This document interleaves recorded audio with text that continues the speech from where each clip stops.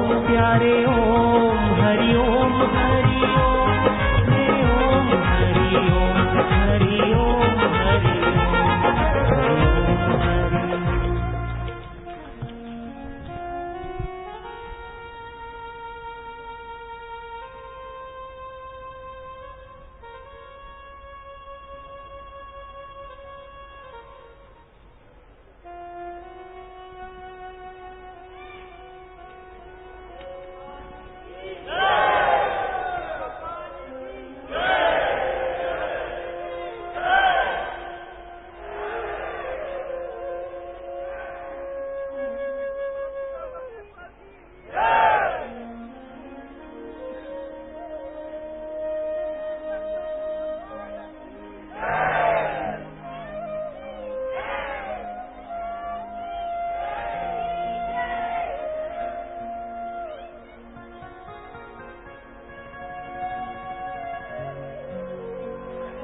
सारा कुंभ यहाँ इकट्ठा कर दिया कि तुम लोगों ने,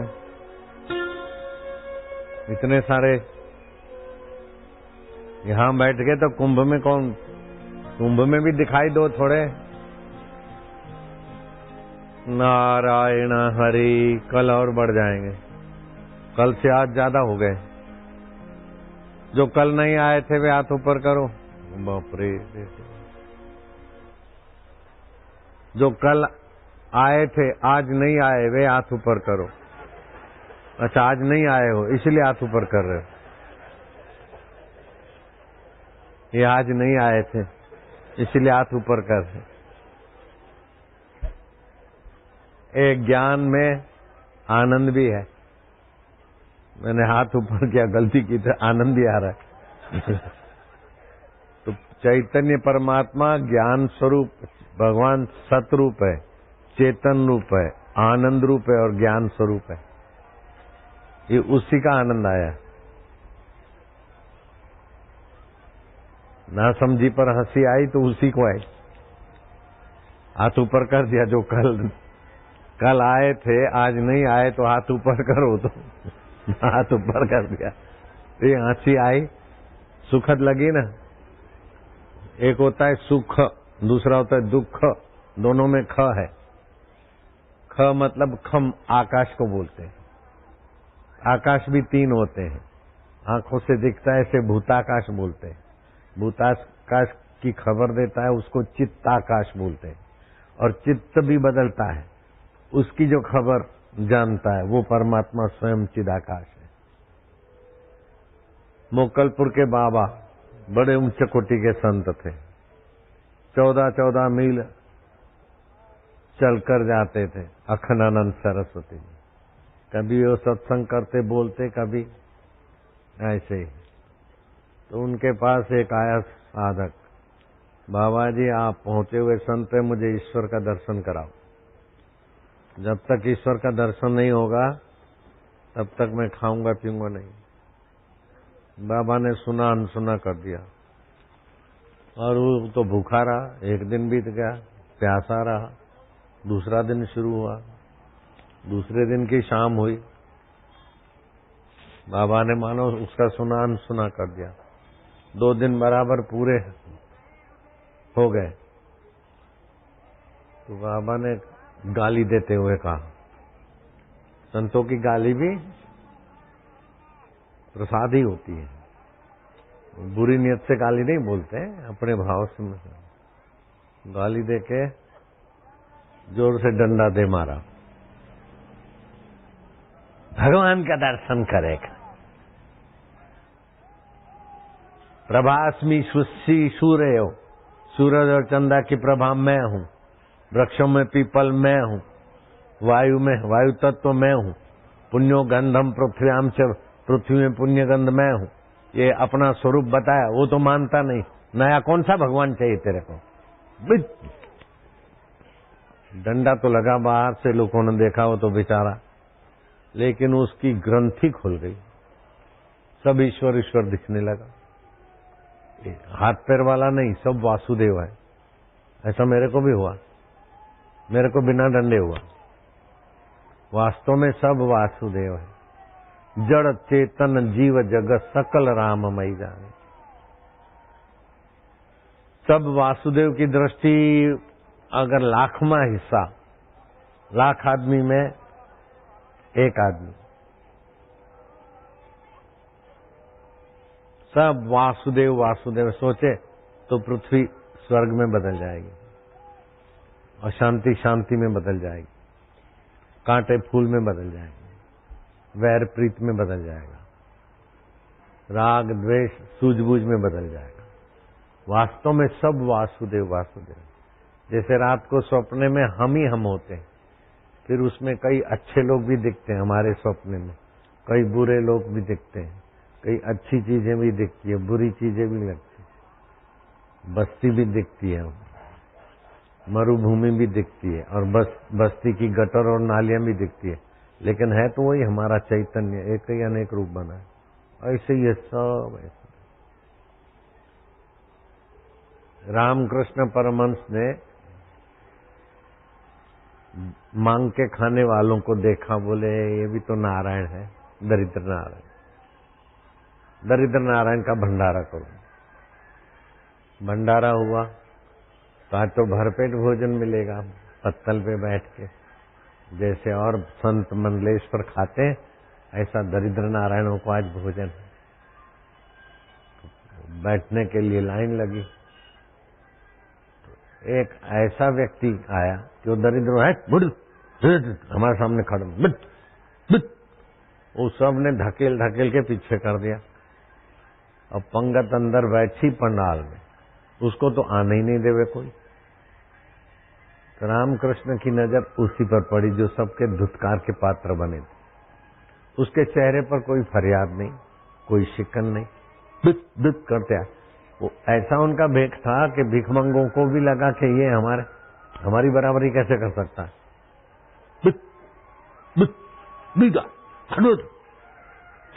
हमारे सामने नहीं।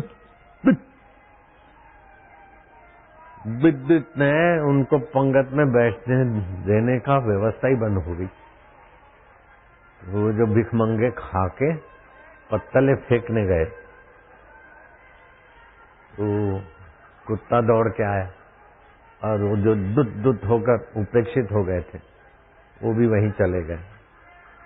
भिखमंगों की पत्तल में जो जूठन बची है वो कुत्ता भी चाट रहा है और ये भी खा रहा है, और एक हाथ इनका भोजन में और एक हाथ कुत्ते के गले में।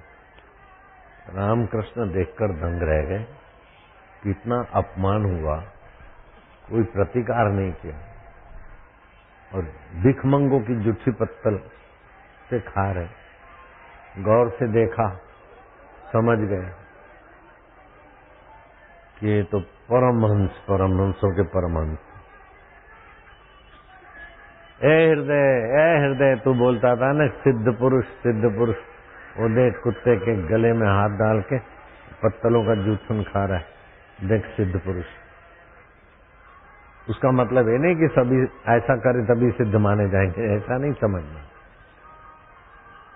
जाओ उनसे पूछो ईश्वर का क्या स्वरूप है, नम्रता से श्रद्धा से जाना। ये पहुंचे हुए हैं तो हृदय गया, प्रणाम किया। वो जो जूठन भिखमंगों की जूठन की पत्तलें सभा कर रहे थे और कुत्ते के गले में हाथ था, उनको प्रणाम किया।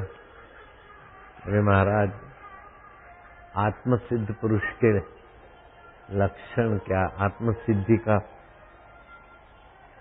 अरे बोले आत्मसिद्धि क्या, जैसा गंगा जल ऐसा नाली, एक ही ब्रह्म का, जैसा मान तैसा अपमान, जैसा साफ सुथरा ऐसा ये सब एक ही तो है।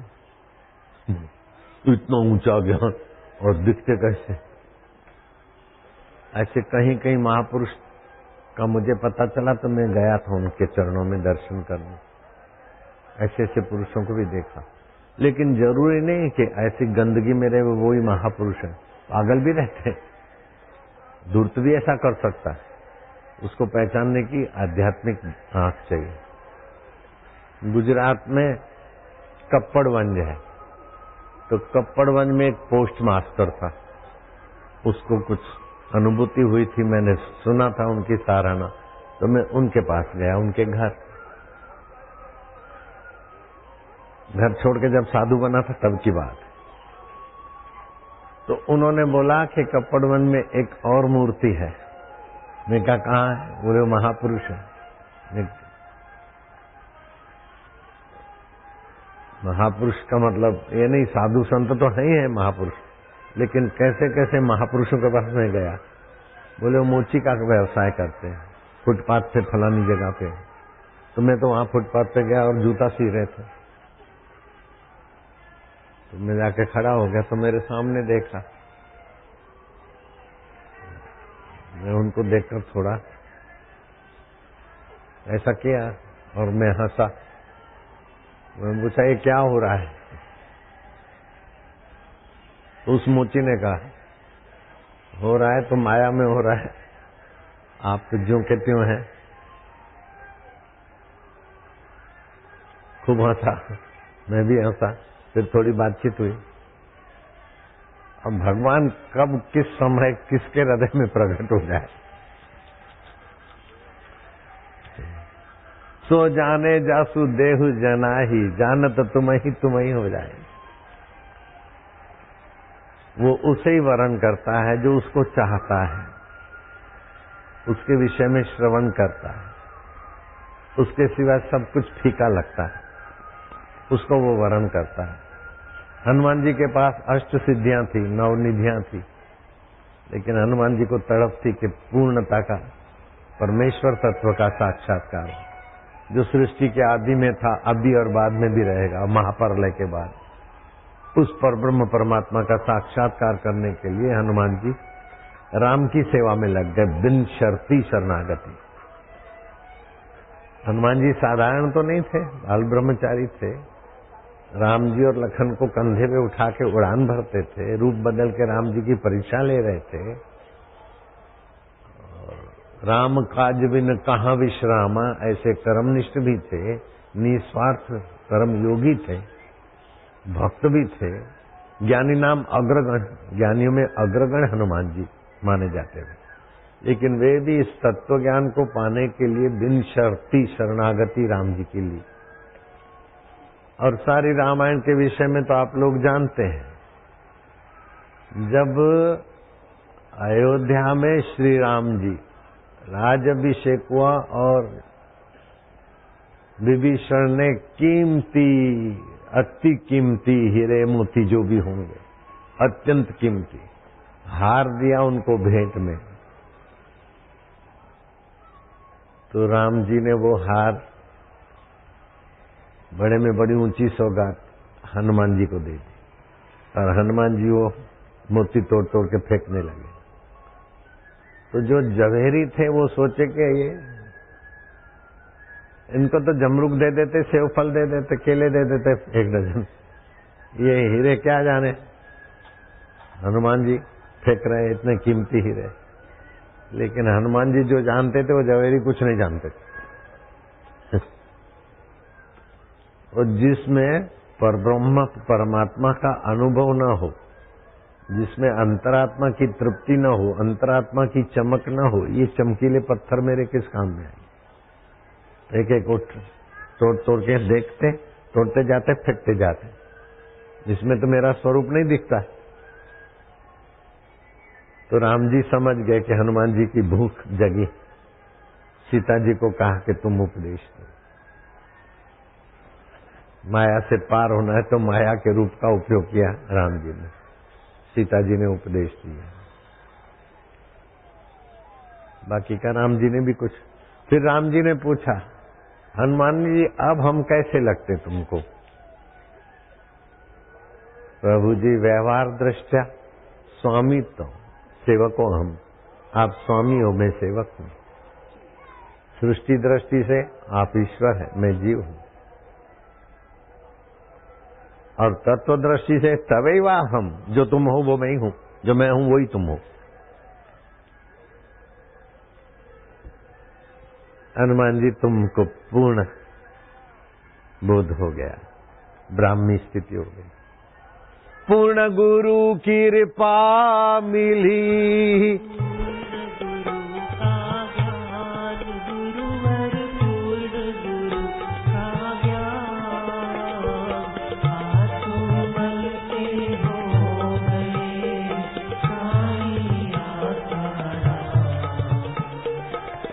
जागृत स्वप्न सुषुप्ति चेते ब्रह्मानंद का आनंद लेते, खाते पीते मौन या कहते, ब्रह्मानंद मस्ती में रहते। रहो गृहस्थ गुरु का आदेश, गृहस्थ साधु करो उपदेश। किए गुरु ने वारे प्यारे गुजरात दीसा गाँव पधारे, मृत गाय दिया जीवन दाना, सबके लोगों ने पहचाना। द्वार से कहते नारायण हरि, ले जाते कभी मधुकरी, सबसे देखत संग सुनाते, सभी आरती शांति पाते। जो आया उद्धार कर दिया, भक्त का बेड़ा पार कर दिया। किसने मरना सन्न जिलाए, रतन मास और मत चुराए। हरि ओम हरि ओम हरि ओम हरि ओम हरि ओम हरि ओम हरि ओम हरि ओम हरि ओम हरि ओम हरि ओम हरि ओम हरि ओम हरि ओम हरि ओम हरि ओम। एक दिन नारायण नारायण नारायण। जागृत स्वप्न सुषुप्ति वेखे। जागृत आया चला गया, स्वप्न आया चला गया, सुषुप्ति मतलब गहरी नींद आई चली गई।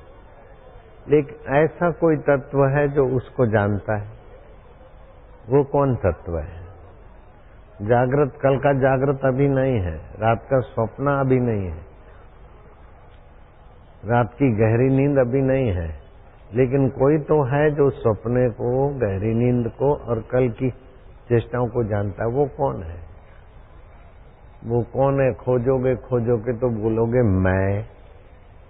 और मैं का असली रूप और एक आभास रूप दो होते हैं। जैसे सूरज एक असली रूप और दूसरा आईने में सूरज दिखता है, अथवा धूप का एक व्यापक रूप और दूसरा प्रतिबिंब, आकाश, आभास। ऐसे चंद्रमा का आकाश, आभास। तो कढ़ाई में तुम पकोड़े डालोगे तो पकोड़े तो उखलते हुए तेल में पकोड़े तो पक जाएंगे, लेकिन पकोड़ों पकते हैं उसी कढ़ाई में चांद दिखता है, चांद का आकाश दिखता है, वो पक जाएगा क्या? उसको गर्मी लगेगी क्या कढ़ाई की? नहीं। जब चांद जो दिख रहा है उसको गर्मी नहीं लगेगी उखलते तेल की, चांद के आकाश को, तो चांद को क्या लगेगी? ऐसे ही व्यापक परब्रह्म परमात्मा तो है ही है, लेकिन अंतःकरण में उनका आकाश पड़ता है, प्रतिबिंब। तो प्रतिबिंब पड़ता है और अंतःकरण को और शरीर को मैं मान लेता है। जैसे चंद्रमा का प्रतिबिंब कढ़ाई को, तेल को मैं मान लेवे, तो कढ़ाई तपे तो बोले मैं तप रहा हूं, तेल उखले तो बोले मैं उखल रहा हूं।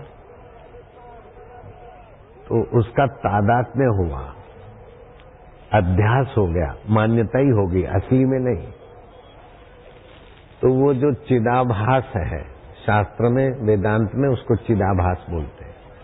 तो जो चिदाभास को भी अग्नि नहीं तपा सकती, तो चिदाभास के मूल चंद्रमा को कहां तपाएगी? ऐसे ही बोलते मेरा तो आत्मा जलता है, आत्मा नहीं जलता। बेवकूफी के कारण उसके साथ तादात्म्य हो गया। जैसे चंद्रमा का प्रतिबिंब कढ़ाई के साथ अपना तादात्म्य कर ले, अपनी मान्यता रख ले, ऐसे है तो पोता बीमार, लेकिन दादी ने तादात्म्य कर दिया, मैं तो मर गई बाबा, नींद भी नहीं आती, क्या हुआ? मेरा जुग्गू, सर्दी हो गई, नाग बहता है, उसकी चिंता बहुत है। तो जुग्गू जैसे तो कई नाग बहने वाले छोरे हैं, लेकिन ये मेरा जुग्गू है। तो अपनेपन से ममता आ गई। मकान 2 दिन पहले बेच दिया, और आई आंधी तूफान और बारिश, वो मकान ढह गया, पैसे अपने पास आ गए, अब दुख नहीं होगा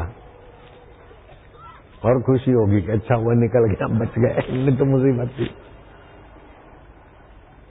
और जिसने 4 दिन पहले मकान को अपना नहीं माना था, अब 2 दिन पहले मकान अपना मान लिया था, आने वाले थे सुबह रहने को, रात को मकान रह गया, उसको दुख होगा क्योंकि तादाद में हो गया। ईश्वर की सृष्टि में तो मकान वही का वही है, लेकिन जिसका तादाद में था, जिसकी जितनी ममता, उतना उसका सुख दुख हर्ष शोक, सुख होकर भी मिट जाता है, दुख होकर भी मिट जाता है, उसको जानने वाला तो चिदानंद परमात्मा ज्यों का त्यों रहता है। तो हम लोग गलती क्या करते हैं, धार्मिक होते हैं, तीर्थ में नहाते, बहुत ऊंची चीज है, और तीर्थ का फल यह है कि आत्म तीर्थ में ले जाने वाले सत्संग में पहुंचे, वो भी मिला। लेकिन वो जो तादाद में मानने की आदत है, उस तादाद में से, तादाद में मतलब उनसे एकत्व, तो शरीर से एकत्व मानते तो शरीर की बीमारी को अपनी बीमारी मान लेते हैं, मन से एकत्व मानते तो मन के दुख को अपना दुख मान लेते हैं, चित्त से एकत्व मानते तो चित्त की चिंता को अपनी चिंता मान लेते हैं। तो कैसा करते हैं, जैसे कढ़ाई में आया हुआ चंद्रमा एकत्व मान ले, तेल से, पकोड़े से, कढ़ाई से,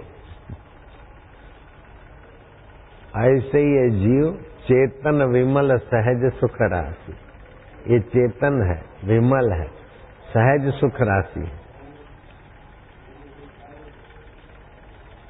बंध्यो जीव मरकट की नाई, जैसे मरकट मना बंदर, सकड़े बर्तन को गाड़ देते हैं शिकारी लोग, और उसमें खजूर, छुआरा, गुड़ के ढेले, मिश्री और भी कुछ मूंगफली, फोफे बड़ी, वो बंदर देखे ऐसे डाल देते हैं सकड़े मुंह के बर्तन में। हाँ, वो छुप जाते और बंदर जाते हैं लेते, तो मुट्ठी उनकी बंध जाती है, मुट्ठी बंध जाती तो अब वो पतले सकड़े मुंह का था, मुट्ठी बंध गई, अब हाथ निकलता नहीं, तो समझते हमारे को किसी ने पकड़ लिया, खुद ही मुट्ठी बांध लिया, और पैर पछाड़ते, दूसरा हाथ पछाड़ते, पूछ पछाड़ते, सिर पटकते, चीखते, सब कुछ करते, घबराकर डबल भी कर लेते, सिंगल भी कर लेते, लेकिन जो करना चाहिए वो नहीं करते। करना क्या चाहिए कि जो मुट्ठी पकड़ी है वो खोल दे और फिर एक एक दाना करके खाए तो सब मालूम का, लेकिन वो नहीं करते। तो मुट्ठी पकड़ते तो क्या मुट्ठी उनकी बनी रहती है? नहीं, वो शिकारी आते बंदर फंसाने वाले, उसके गले में फंदा बांधते और मुट्ठी पर जोर से हाथ पे डंडा मारते तो मुट्ठी खुल जाती, लेकिन फिर घर घर भीख मंगवाते रहते। ऐसे ही मेरा मेरा मेरा तो पकड़ते तो नहीं है, मृत्यु रूपी मदारी आता है और सब छुड़ा देता है, लेकिन मेरे मेरे की वासना न छूटने के कारण फिर उसी माहौल में बेचारा भटकता है। तो मेरा मेरा कहने की सत्ता उस चैतन्य से आती है, उस चैतन्य को मेरा माने तो बेड़ा पार हो जाए, लेकिन चैतन्य की सत्ता से और चीजों को मेरा मेरा मानता है, और चैतन्य को मूल को नहीं जानता। जैसे प्रतिबिंब है कढ़ाई में आता, तो उसी को तादात्म्य करे और मूल चंद्रमा को नहीं जाने तो दुखी होगा, और मूल चंद्रमा को जाने कढ़ाई कढ़ाई का काम कर रही, पकोड़े पकोड़े का काम करे, पकोड़े समोसे जो भी मान लो। ऐसे ही दुख मन में आया, चिंता चित्त में आई, बीमारी शरीर में आई, हम हैं अपने आप हर परिस्थिति के बाप। इतना अपमान हुआ उस संत का, भीखमंगों ने अपमान कर दिया, चित्त में दुख नहीं हुआ। कुत्ते के गले में हाथ डाल के और पत्तले झूठी खा रहे, लेकिन मन में ग्लानि नहीं होती, सब वासुदेव है। जड़ चेतन जीव जगत सकल राममयी जान।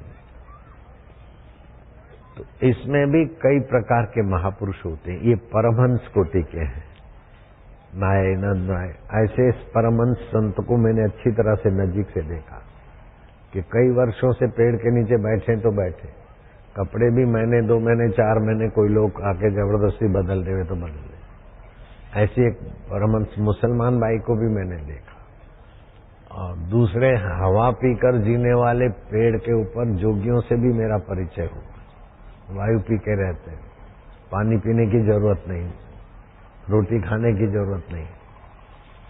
हरिद्वार सप्त सरोवर की झाड़ियों में, अब तो वो झाड़ियां कम हो गई, पहले उधर बहुत साधु रहते थे। सब पेड़ पे नहीं रहते थे, अलग अलग झुपड़ियां थी, एक साधु पेड़ पे ही रहते थे। तो उनसे मैं 135 साल के थे। दूसरी एक साध्वी माई थी, माता जी, वाह वाह, वो भी अभी उसका शरीर शांत हुआ, 138 साल की उम्र थी उसकी। उसने बताया कि मैं बद्रीनाथ में 12 महीना रहती थी और 25 साल रही, वो सच्ची बात। तो जब पट खुलने वाले थे तो गंगोत्री से 3 साधु आकाश मार्ग से आए, पद्मासन पे बैठे, योग सिद्धि से। जब बद्रीनाथ भगवान के दर्शन के लिए उतरे तो पूरी बद्रीनाथ की बाजार बंद हो गई। उसने आज से मेरे को 30 साल पहले का होगा, 30 और 25, 55 साल पहले की घटना होगी, 60 साल पहले की। तो शास्त्रों में तो जानते हैं कि योगी आकाश गमन करते हैं ये वो, लेकिन ऐसे योगी पुरुष कभी कहीं होते भी हैं। दूसरा, ये शरीर में रहे और इस शरीर से निकलकर दूसरे शरीर में प्रवेश हो, उनकी घटना तो यहां मैं पहले सुना के गया था। अभी हम प्रयागराज में सत्संग कर रहे हैं। प्रयागराज समिति ने एक ऐसा कैसा मंच बना दिया, वो आखिरी तक के लोग बराबर दिखाई दे रहे हैं मेरे को, मैं उनको दिखाई दे रहा हूं। तो प्रयाग में त्रिवेणी संगम है, जहां तुम लोग स्नान करके आए होंगे। त्रिवेणी संगम पर उस समय का राजा धर्मात्मा था और उसके प्राण निकल गए थे, तो त्रिवेणी संगम पर उसका अग्नि संस्कार करने के लिए प्रयाग के राजा का शव लाया गया। तो जोगी गोरखनाथ, मच्छंद्रनाथ भी त्रिवेणी के आसपास थे। तो रानी कुरड़ी की नाई विलाप करती करती पति के साथ सती होने को जा रही थी। तो जोगी गोरखनाथ ने सारी जानकारी ले ली, तो उनका हृदय पसीजा, गुरुजी से जीवन दान मिल जाए, क्योंकि राजा धर्मात्मा था। ये सारी खबर ली मैंने। अब वो धर्मात्मा राजा चला गया तो धार्मिक प्रजा अमलदारों से शोषित होगी। कई ऐसे अमलदार हैं, मन चले कानून बना देते हैं, कहीं दूर दूर रख देते हैं। मेले के पब्लिक बेचारी 10-10 किलोमीटर चल के आना पड़ता है। ऐसी अमलदारी न करें, पब्लिक का ध्यान रखकर नियम बनाया, पब्लिक का ध्यान रखकर पुलिस खड़ी करें। जहां तहां पुलिस रोक टोक लगाए तो लोगों को चल चल के कुंभ मेले में पहुंचना बड़ा भारी पड़ जाता है। कल रात को भी आए थे लोग मेरे पास, बोल रहे थे कि जब स्नान शुरू हो जाता है ना तो 15-15 किलोमीटर दूर से रास्ता बंद कर देते हैं गाड़ियों का। 10-10 किलोमीटर लोग चल के आते हैं बाबा, इसलिए पब्लिक कम हो जाती है। एक बार आता है तो फिर दूसरी बार थके थके बेचारे आते नहीं। तो ये संदेश मीडिया वाले पहुंचाएंगे, पुलिस अधिकारी या जो भी व्यवस्था अधिकारी हैं उनके ध्यान में ले आना। वो बुरे हैं ऐसा मैं नहीं कहता हूं, लेकिन ऐसी व्यवस्था न हो कि व्यवस्था के नाम पब्लिक को मुसीबत झेलनी पड़े। कम से कम लोगों को तकलीफ पड़े और ज्यादा से ज्यादा लोगों को सुविधा हो, क्योंकि भक्त लोग हैं। भक्तों को आदर से ट्रीट करना चाहिए, तू तड़ाके की भाषा नहीं बोलनी चाहिए, प्रेम से। इससे प्रदेश की सुवास देश भर में, दुनिया भर में जाएगी। हम चाहते हैं कि इस प्रदेश की सुवास और सुंदर सुहावनी जाए, पब्लिक को तकलीफ ना हो। और वीआईपी घाट पर वीआईपीओं के लिए खूब जगह घेर रखी, लोग बोलते थे पब्लिक के लिए कम जगह है। तो देखो कैसा भी, हमारा कोई आग्रह नहीं है, लेकिन जो समाचार लोग बोलते हैं उसके अनुसार थोड़ा आम आदमी के लिए भी वीआईपी कार्ड होगा, आम आदमी के लिए भी। तो वीआईपीओं के लिए नपी तुली जगह रखो। और ये भी सब वीआईपी है, जो पैदल चल के आते हैं वो तो वीआईपीओं के वीआईपी। में तो उनको देखकर हाथ जोड़ता हूं। जो कष्ट सहकर आते हैं, आप लोग मेरे को हाथ जोड़ते हैं, मैं कोई कष्ट सह के नहीं आता, गाड़ी में आता हूं। मैं तो उन्हीं को हाथ जोड़ता हूं गाड़ी में बैठे बैठे, बेचारे पैदल चलते चलते जाते हैं। फिर जब कुंभ का मेला होता है तो घुमावा में बहुत सारी तकलीफें सहते हैं। उनका तो पुण्य कहीं भी देखता हूँ, ओमकारेश्वर में भी देखा तो बड़ी लगातार ये पुण्य तिथि को ऐसे लोग अभी भले कष्ट सहते हैं लेकिन उच्च लोगों को ही प्राप्त करते हैं। जो तीर्थ में कष्ट सहकर अपना नियम करते हैं और दान का नहीं खाते, दुराचार नहीं करते, व्यभिचार नहीं करते, तीर्थ के नियम पालते हैं, उनके तो एक ही जन्म में कई जन्मों के पाप भी मिट जाते हैं और कई ऊंचे लोगों की प्राप्ति भी हो जाती। कुंभ स्नान का तो बड़ा महत्व है।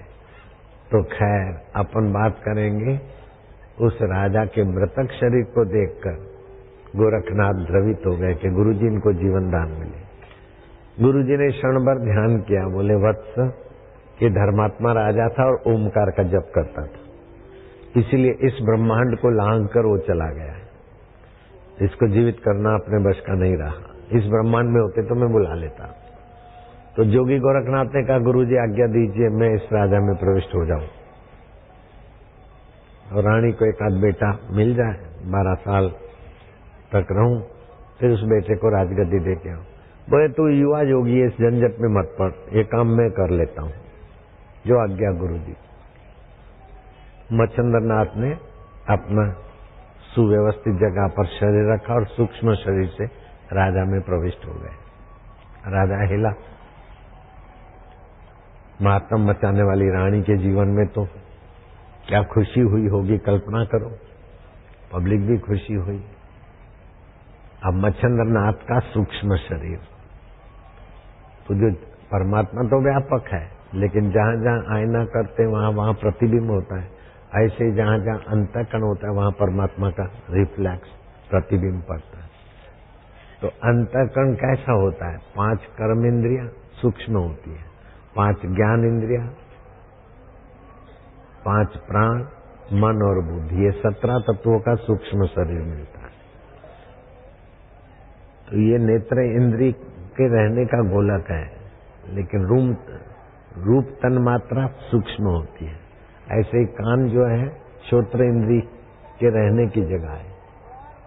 तो कान तो होते हैं लेकिन श्रोत्र इंद्रिय कमजोर होती है, श्रोत्र इंद्रिय काम नहीं करती तो बहरा हो जाता है। नेत्र इंद्रिय काम नहीं करती, पानी सूख गया तो आंख होते हुए भी आदमी नहीं देखता। तो इनको सूक्ष्म तन मात्राएं कहते हैं। ज्ञान इंद्रिय 5 ज्ञान इंद्रिय है, 5 कर्म इंद्रिय है, हाथ पैर जीभ बोलती है तब कर्म इंद्रिय है, चखती है तब ज्ञान इंद्रिय है। ऐसे ही एकी बेकी की ये कर्म इंद्रियां हैं। तो 5 कर्म इंद्रिय, 5 ज्ञान इंद्रिय, और हम श्वास लेते प्राण लेकिन 5 विभागों में बदल जाता है। तो प्राण अपान व्यान उदान समान लेते तो प्राण, लेकिन नीचे से श्वास जब गंदी हवा फेंकते तो अपान होता है। पीते पानी तो अलग कर देता है, खाते तो अलग कर देता है, उसे उदान कहते हैं। चौथा होता है व्यान और 5वां होता है पूरे शरीर में प्राण व्यापक, उसको समान बोलते हैं। प्राण अपान व्यान उदान समान, ये 5 प्राण, 5 कर्म इंद्रिय, 5 ज्ञान इंद्रिय, 15 हो गए। मन और बुद्धि तो 17, अथवा तो मन बुद्धि चित्त अहंकार। मन बुद्धि बोलो तो चित्त अहंकार उनसे जोड़ देते तो 17 होते, और अलग से लो तो 19 तत्व, उसको बोलते सूक्ष्म शरीर। तो घड़ा भी जिधर भी जाता है तो आकाश उधर। अब घड़ा आपने यहां से उठाया दूसरी जगह ले गए तो यहाँ का आकाश दूसरी जगह नहीं ले जाओगे, आकाश तो आर पार हो जाता है। जिधर भी जाओगे तो घड़े में आकाश मौजूद रहेगा, चाहे कांच का घड़ा हो, चाहे मिट्टी का घड़ा हो, चाहे लोहे का घड़ा और सील बंद हो, लोहे में से भी आकाश प्रसार हो जाएगा। आकाश भरपूर है। ऐसे ही चिदाकाश परमात्मा भरपूर है। जिधर सूक्ष्म शरीर जाएगा उधर परमात्मा चेतना तो मिलेगी। और सूक्ष्म शरीर में अपने अपने संस्कार होते, अपनी अपनी वासना होती, उसके अनुसार उसको सत्ता तो भगवान की ज्यों की त्यों है, वासना के अनुसार वो चेष्टा करता है। जैसे बैटरी वाली गाड़ी हो या कोई भी गाड़ी हो, कार, तो उसमें चलने का पावर तो होता है, लेकिन ड्राइवर की जैसी जैसी इच्छा होती है उधर उधर गाड़ी घूमती है। ऐसे ही सूक्ष्म शरीर की जिधर जिधर वासना होती है उसी उसी शरीर में उसी उसी वातावरण में जाता है। तो मनुष्य को बड़ी स्वतंत्रता दी है भगवान ने कि अपनी इच्छा के अनुसार लोक लोकांतर में जाता है। ये जो इस ब्रह्मांड के बिना कई ब्रह्मांड है, तो उन ब्रह्मांडों की व्यवस्था अलग है। इधर तुम्हारे 1000 साल बीत गए और उधर 12 दिन भी नहीं बीते, ऐसे ब्रह्मांड भी है। योग वशिष्ठ में आती है कथा है। जैसे तुम्हारा एक हफ्ता भी नहीं बीता, लेकिन तुम्हारे शरीर में जो बैक्टीरिया है उनकी तो कई पीढ़ियां बीत गई। ऐसे ब्रह्मा जी का एक दिन में तो 14 इंद्र बदल जाते और मनुष्य तो कितने ही बदल जाते होंगे। देवताओं का एक दिन होता है तो हमारा 1 साल बीत जाता है। तो देश काल के अनुसार भिन्न भिन्न व्यवस्थाएं हैं, लेकिन उन सभी व्यवस्थाओं की गहराई में ये भूताकाश, चित्ताकाश, चिदाकाश, ये चिदाकाश परमात्मा सब में ज्यों के त्यों। तो अपने को पंच भौतिक शरीर ना माने, अपने को चित्त आकाश न माने, लेकिन चित्त आकाश में जो विचार आते हैं अथवा भूताकाश में जो कुछ होता है वो सब जिससे दिखता है वो एक रस आत्मा अपने को जाने तो व्यापक ब्रह्म में एकाकार हो जाएगा। अनंत ब्रह्मांडों में आत्मवेता फैल जाते।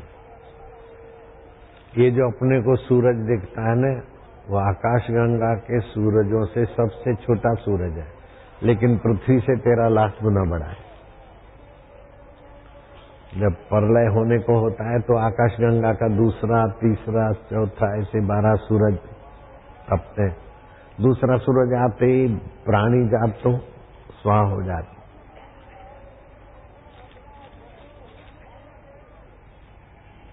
जिसको विज्ञानी बोलते आकाश गंगा, वो अपने शास्त्रों में तप लोक से वर्णित है। आग ही आग, तपनी तपनी। आकाश गंगा में 400 करोड़ सूरज हैं। अग्निलोक, तपलोक बोलो। मेरे गुरुजी बोलते थे, लोग ये विज्ञानी बोलते हैं कि चंद्र में जाके आए, चंद्रलोक तक। चंद्रलोक तक नहीं गए, ये तो ग्रह तक गए, चंद्र ग्रह तक। चंद्रलोक इन्होंने देखा ही नहीं। मैं गुरुजी के साथ था, मुसाफरी कर रहा था, तो किसी भक्त ने पढ़कर सुनाया टाइम्स ऑफ इंडिया कि साईं अमेरिका चंद्रलोक तक पहुंच गया है और 1 साल में अमेरिका वहां बड़ा होटल बनाएगा और richest people can stay there within 1 year. धनी आदमी वहां रह सकेंगे। मेरे गुरुजी ने जरा सा, अरे बोले कुछ भी नहीं हुआ, चलो रिचेस्ट पीपल से नहीं बना पाएंगे। चंद्रलोक है ही नहीं, हो तो ग्रह है और साल भर में तो क्या नहीं बना पाएंगे। इस बात को 39 साल हो गए, अभी तक अमेरिका ने चंद्रलोक में होटल बनाई ऐसा हमने नहीं सुना। भारत के संतों की कैसी ऊंची पहुंच है, जो करोड़ों नहीं अरबों खरबों रुपए खर्च के थक के चुप होके बैठ गए। वो बात लीलाशाह प्रभु जी ने चालू ट्रेन में जान ली, क्योंकि वो चिदाकाश में थे और वो बेचारे विज्ञानी बुद्धि में होते हैं, मन में होते हैं, बुद्धि में होते हैं। तो बुद्धि मन तो बाहर का जानेगा, लेकिन जो स्वयं में बैठे हो तो अनंत ब्रह्मांड का जान लेते। जन्मेजय को भगवान वेदव्यास, परीक्षित की कथा, परीक्षित सुखदेव परीक्षित की भागवत में कथा आती है। तो राजा परीक्षित भगवान के धाम में चले गए तो उनका बेटा जन्मेजय कथा सुनता था और किसी कारण उसने कथा में शंका कर दी तो उसको कोढ़ हो गया। तो फिर व्यास जी के पास गया तो व्यास जी ने कहा, तुम्हारी बुद्धि में समझ न आए तो उसको झूठा बोलना ये तुम्हारा अपराध है।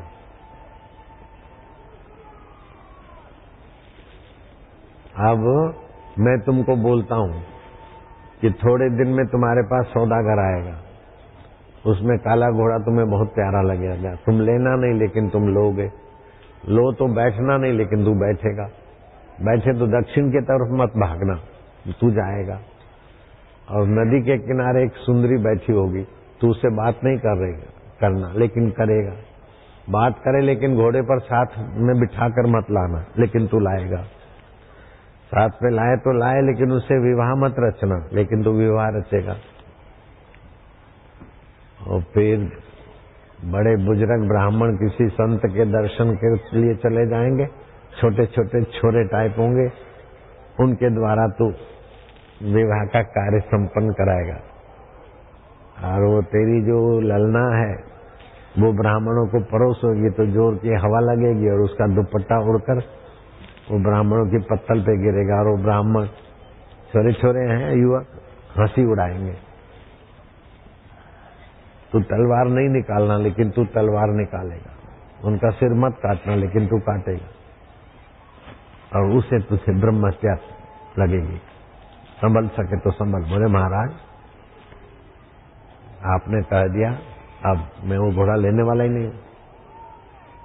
बोले देखो, एक तो मंद प्रारब्ध होता है, मंद तकलीफ होती है उसको तो आदमी अपने पुरुषार्थ से हटाता है, तीव्र तकलीफ होती है तो भगवान और संत और अनुष्ठान से हटती है, लेकिन तर तीव्र होती है ना तो होनी होके ही गुजरती। देखो तू बच सके तो बच, नहीं बच सका सब वहां। बोले महाराज ने तो मना की लेकिन अब थोड़ा सा जाते, सुंदरी से बात नहीं करना लेकिन जरा सा करते, घोड़े पे नहीं लाना लेकिन जरा सा ले जाते, विवाह मत रचना लेकिन अब क्या है। ऐसा करते करते सब हुआ। तो चिदाकाश में वो सब पता है, परमात्मा में सदा वर्तमान काल है। ये तो हम मन बुद्धि में रहते ना, इसीलिए काल के 3 विभाग हो गए। जो गुजर गया उसको भूतकाल बोलते हैं, जो आने वाला है उसको भविष्य बोलते हैं, जो अभी गुजर रहा है उसको वर्तमान बोलते हैं। लेकिन ये भूत और भविष्य वर्तमान में ही सिद्ध होते हैं। वर्तमान के बिना भूत और भविष्य का ज्ञान किसको होगा।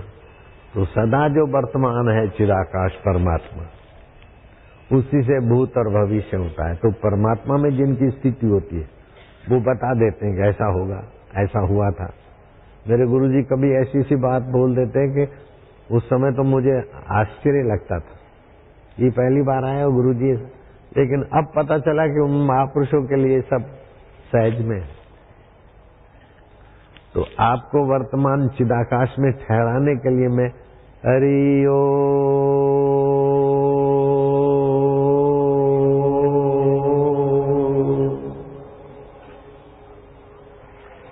तो हरिओम का ह और आखिरी में म, उसके बीच संकल्प विकल्प नहीं होता, भूत भविष्य नहीं होता, वर्तमान स्थिति होती। 15, 20, 25 मिनट रोज करो तो आप वर्तमान तत्व में चिदाकाश में थोड़ी विश्रांति पाओ, उससे सामर्थ्य आएगा, उससे भगवान का आनंद प्रकट होगा और बुद्धि में विलक्षण लक्षण प्रकट होने लगेंगे। फिर आप 3 पढ़े हो चाहे 1 पढ़े हो, चाहे लालजी महाराज अथवा मेरे गुरुदेव की नाई, इस स्कूल में एक दिन भी नहीं रुके। हमारे मित्र संत थे, एक दिन भी स्कूल में नहीं रुके। मास्टर ने दबाव डाला तो मास्टर की देख करके वापस आए। बड़े अच्छे संत थे। हमारे गुरुजी भी शायद एक दिन रुके होंगे कि नहीं, वो साइन करते थे ना तो मैं देखता था। मैं कह सकता हूँ कि गुरुजी शायद 1 दिन 2 दिन रुके होंगे कि नहीं। साइन करने में, अक्षर लिखने में गुरुजी को समय लगता था। हम तीसरी पढ़े तो हमको समय नहीं लगता, लेकिन गुरुजी कितना पढ़े होंगे, सारी पढ़ाइयां जहाँ पूर्ण हो जाती। ऐसा पढ़े हुए महापुरुष के लिए हम कैसे कह सकते कि गुरुजी नहीं पढ़े थे, सारी पढ़ाइयों के मूल में पहुंचे थे। ब्राह्मी स्थिति प्राप्त कर, हमारी पढ़ाइयां आप लोगों की यहाँ ये ग्रेजुएशन कुछ भी नहीं है उसके आगे। तो गुरुजी उसमें स्थित थे, तो उनके लिए तो तुरंत राम सुखदास महाराज भी तुरंत बात बता देते, और भी दूसरे कई संत। आप भी वहां पहुंच सकते हैं। वास्तव में सभी वहां पहुंचे हुए हैं, लेकिन वहां का पता नहीं। हर तरंग पानी से जुड़ा है। ऐसे सभी का मन परमात्मा से जुड़ा है, लेकिन बाहर भाग भाग के तुच्छ हो गया। रात्रि को आते हैं तो बेहोशी में, अज्ञानता में चले जाते हैं, लेकिन रात को भी अगर होश में आकर परमात्मा के निकट पहुंचो तो आपकी निद्रा योग निद्रा हो जाएगी, आपका कर्म कर्म योग हो जाएगा। इसलिए मुझे 75 साल हो गए ना, तो मैं लंबा चौड़ा भाषण या सत्संग विस्तार वाला नहीं करना चाहता हूं। बस कट टू कट, जल्दी में जल्दी लोगों को फायदा हो जाए। इसलिए ओमकार की साधना, दीर्घ प्रणवा का जाप, अथवा रात को सोते समय दीक्षा में बता देता हूं ऐसे नींद करो, तो तुमको समय कम में जल्दी अनुभव हो जाए, कम समय में तुम्हारे विकार विकार भाग जाए, कम समय में तुम्हारे पाप बाप कट जाए, कम समय में तुम्हारी समस्याओं का समाधान।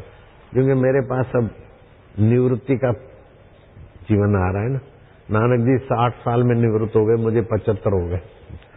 तो मैं चाहता हूं कि जल्दी से जल्दी साधक उन्नत हो जाए और फिर मैं एकांत में। आज आपको मैं सच बताता हूं कि निवास पर बहुत सारे लोग थे सुबह के, मैं उनसे नहीं मिल पाया। घूमने गया तभी भी दूर से, अभी आया तो 2 मिनट उनके आगे खड़ा हो गए, एक रूबरू बात नहीं कर। अब ज्यादा समय देने की अवस्था में नहीं हूं। कई लोग बेचारे बोलते रहते हैं, लेकिन मैं भी दौड़ा दौड़ तो करता हूं, लेकिन अब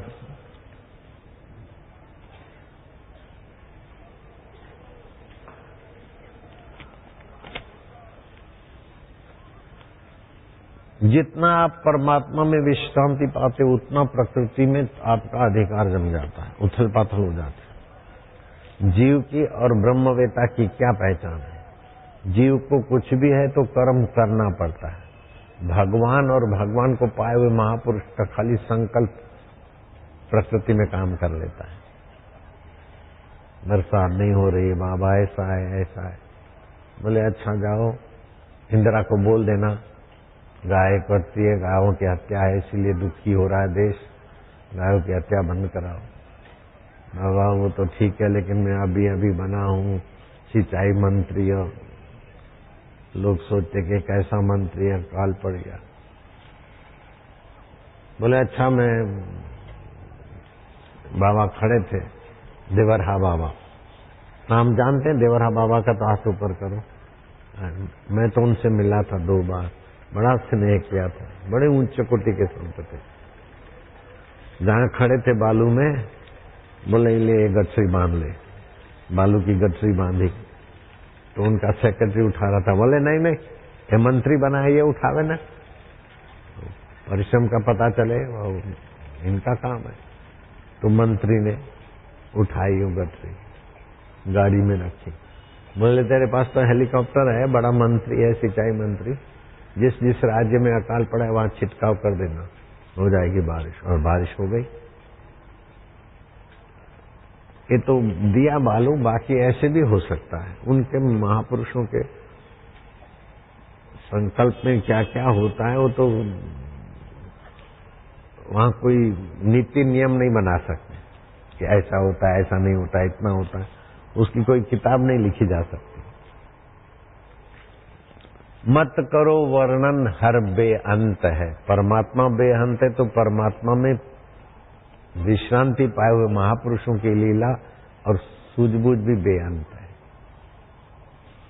ब्रह्मज्ञानी की मत कौन बखाने, गुरवाणी में आता है। ब्रह्मज्ञानी की गत ब्रह्मज्ञानी जाने, ब्रह्मज्ञानी को खोजे महेश्वर, ब्रह्मज्ञानी आप परमेश्वर। ब्रह्मज्ञानी का कथ्या न जाई आधा अखर, नानक ब्रह्मज्ञानी सबका ठाकुर। ब्रह्मज्ञानी का भोजन ज्ञान, ब्रह्मज्ञानी का ब्रह्म ध्यान, ब्रह्मज्ञानी मुगत भुगत का दाता, ब्रह्मज्ञानी पूर्ण पुरुष विधाता। वाराणसी तो नजीक है यहाँ से। संत किन्नाराम रहते थे उस समय, तुलसीदास महाराज भी रहते थे। तो काशी के सेठ को संतान नहीं होती थी, सारे उपाय करके थक गया। किसी ने बोला संत तुलसीदास के पास सियाराम जी आते, लखन भी आते, तो उनको बोलो तुम्हारे भाग्य में है कि नहीं, तो भगवान से पूछ के बता देंगे। तुलसीदास को उसने प्रार्थना की। तुलसीदास ने कहा ठीक है, सरकार आएगी, मैं पूछ के बताऊंगा, तुम द्वादशी को आ जाना। और द्वादशी के दिन बैलगाड़ियां, फल फ्रूट मावा मिठाई 2 बैलगाड़ियां भर के गया कि बाबा प्रसाद कहाँ उतरवाएं। तुलसीदास ने कहा प्रसाद नहीं लूंगा, तुम्हारा काम नहीं कर सकता तो प्रसाद नहीं लेंगे। सरकार ने बोला है कि तुम्हारे भाग्य में 10 जन्म तक नहीं है।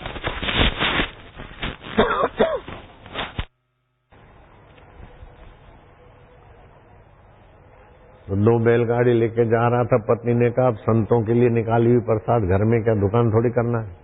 चौराहे पे इकट्ठा किया और आओ प्रसाद ले जाओ, भर भर के देने लगा।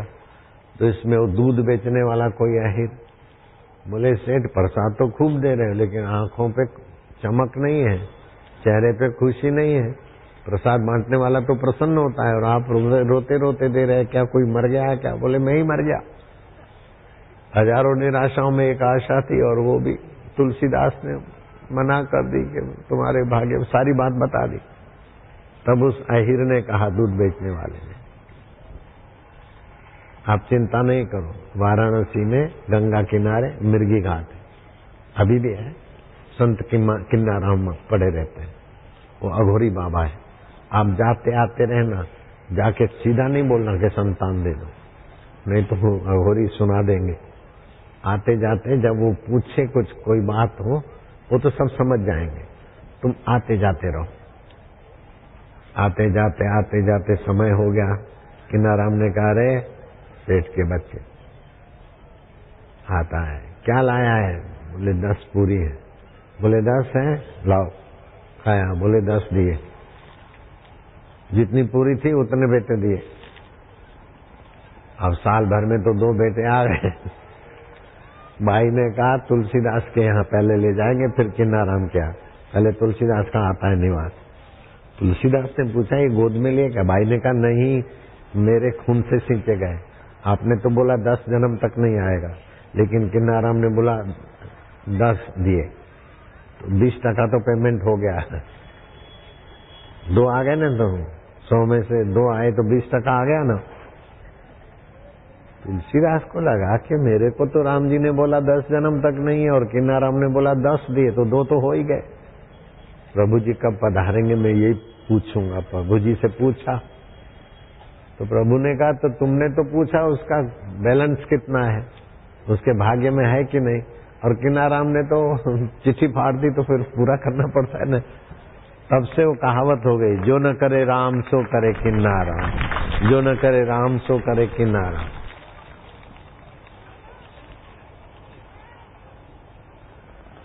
तो योग समान बल नहीं, सांख्य समान ज्ञान नहीं। किन्नाराम का योग सामर्थ्य था। तो हनुमान जी को तत्व ज्ञान की महत्ता, योग सामर्थ्य तो हनुमान जी के पास पहले भी था, लेकिन तत्व ज्ञान के बिना हनुमान जी पूर्णता का अनुभव नहीं होता। तो राम जी की सेवा में लगे। तो मैं आपके जीवन में शरीर स्वस्थ रहे वो तो चाहता हूँ, वो प्रयोग बताता हूँ। मन प्रसन्न रहे ये भी मैं कोशिश करता हूँ और प्रसन्नता मिलती है आपको। बुद्धि में बुद्धिदाता का ज्ञान आपका ऐसा हो कि मृत्यु आए उसके पहले आपको अनुभव होना चाहिए कि जो मरता है वो मैं नहीं हूं। मरता शरीर है, मैं उसको जानता हूं, मैं चैतन्य हूं, मैं साक्षी हूं, मैं चिदाकाश हूं। ये भूताकाश में हरकत होती है, चित्ताकाश में चेष्टा होती है, लेकिन चिदाकाश विभु व्याप्त, वहां फिर वाणी नहीं जाती। ऐसी अनुभूति कि आपको प्यास हो और मैं उसका ज्ञान दूं और आप उसको सुनकर एकांत में पचा लो, तो यूं हो जाता है। फिर दुनिया की चीजों के लिए तुम्हें अलग से दौड़ना नहीं पड़ेगा। दुनिया की चीजें तुम्हारे पास खिंच खिंच के आएगी। आप मान नहीं चाहोगे, लोग मान देंगे। आप यश नहीं चाहोगे, लोग यश देंगे।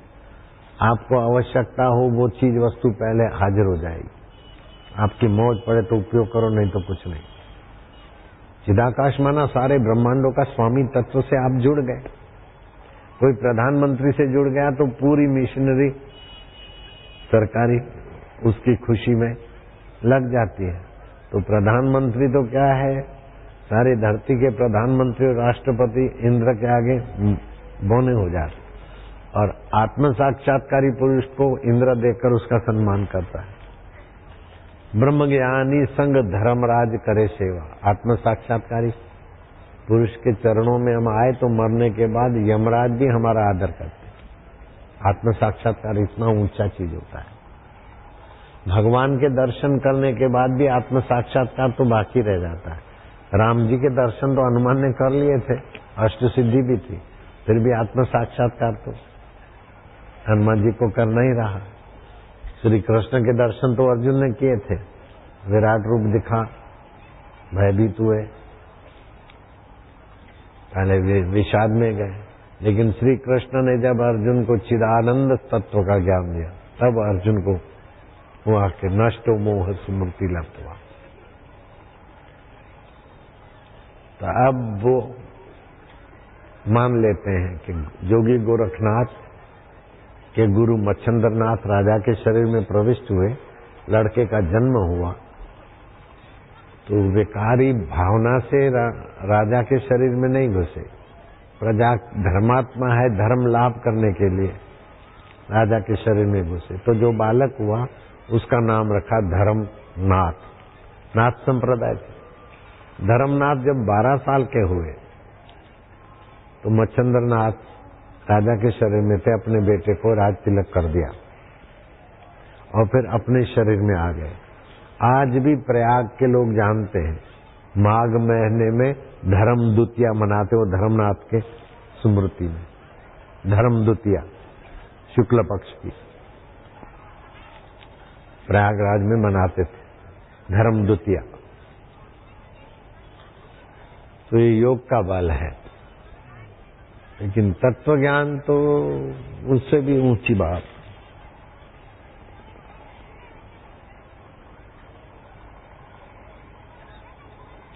सारे तीर्थों में उसने स्नान कर लिया, सारे यज्ञ कर लिए, सारे तप कर लिए, सारे दान दे दिए, सारे पितरों का सदगति कर लिया, जिसने एक क्षण भी ब्रह्म परमात्माओं का ज्ञान सुनकर उसमें विश्रांति पाई। स्नातम तेन सर्व तीर्थम, दातम तेन सर्व दानम, कृतम तेन सर्व यज्ञम। उसने सारे तीर्थ कर दिए, सारा दान दे दिया, सारे यज्ञ कर लिए। ये न क्षणम मनः ब्रह्म विचारे स्थिरम कृत्वा। एक क्षण के लिए भी उस ब्रह्म परमात्मा का ज्ञान में मन को विश्रांति दिलाई।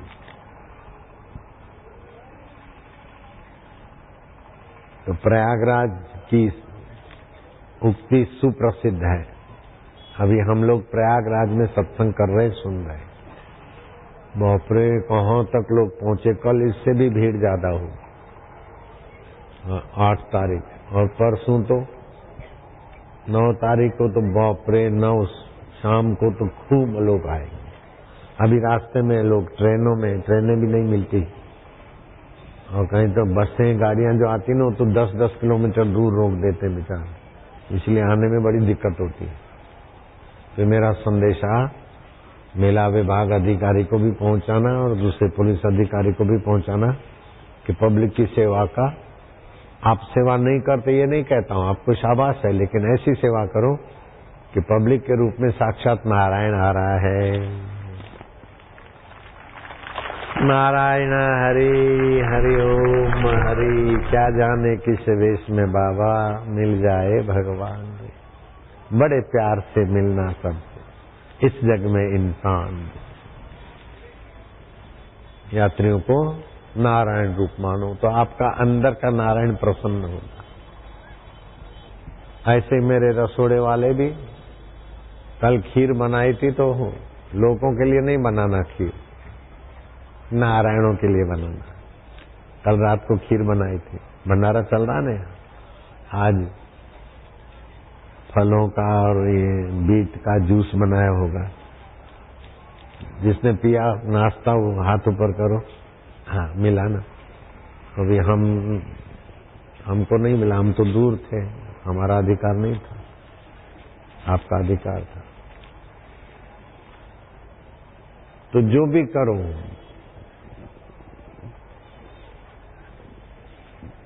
तो सभी के रूप में वही परमात्मा चैतन्य चिदाकार है। इससे आपका ज्ञान जल्दी जागृत हो जाएगा, आपका भाव शुद्ध हो जाएगा। जिधर जाना है ना उधर की अभी भावना करो तो जल्दी पहुंच जाओ। सब वासुदेव है, सब हरि का रूप है। तो मोकलपुर के बाबा ने मारा डंडा तो साधु को, तो बोला था ना ईश्वर की प्राप्ति किए बिना नहीं जाऊंगा। ये चंद्रमा, ईश्वर बोलते मैं चंद्रमा हूं, मैं सूरज हूं, मैं हवाएं हूं, वृक्षों में पीपल मैं हूं, पृथ्वी में गंध गुण मेरा है। उसको तो मानता नहीं, नया भगवान कौन चाहे। उसको पता चल गया वास्तव में सब वासुदेव वासुदेव।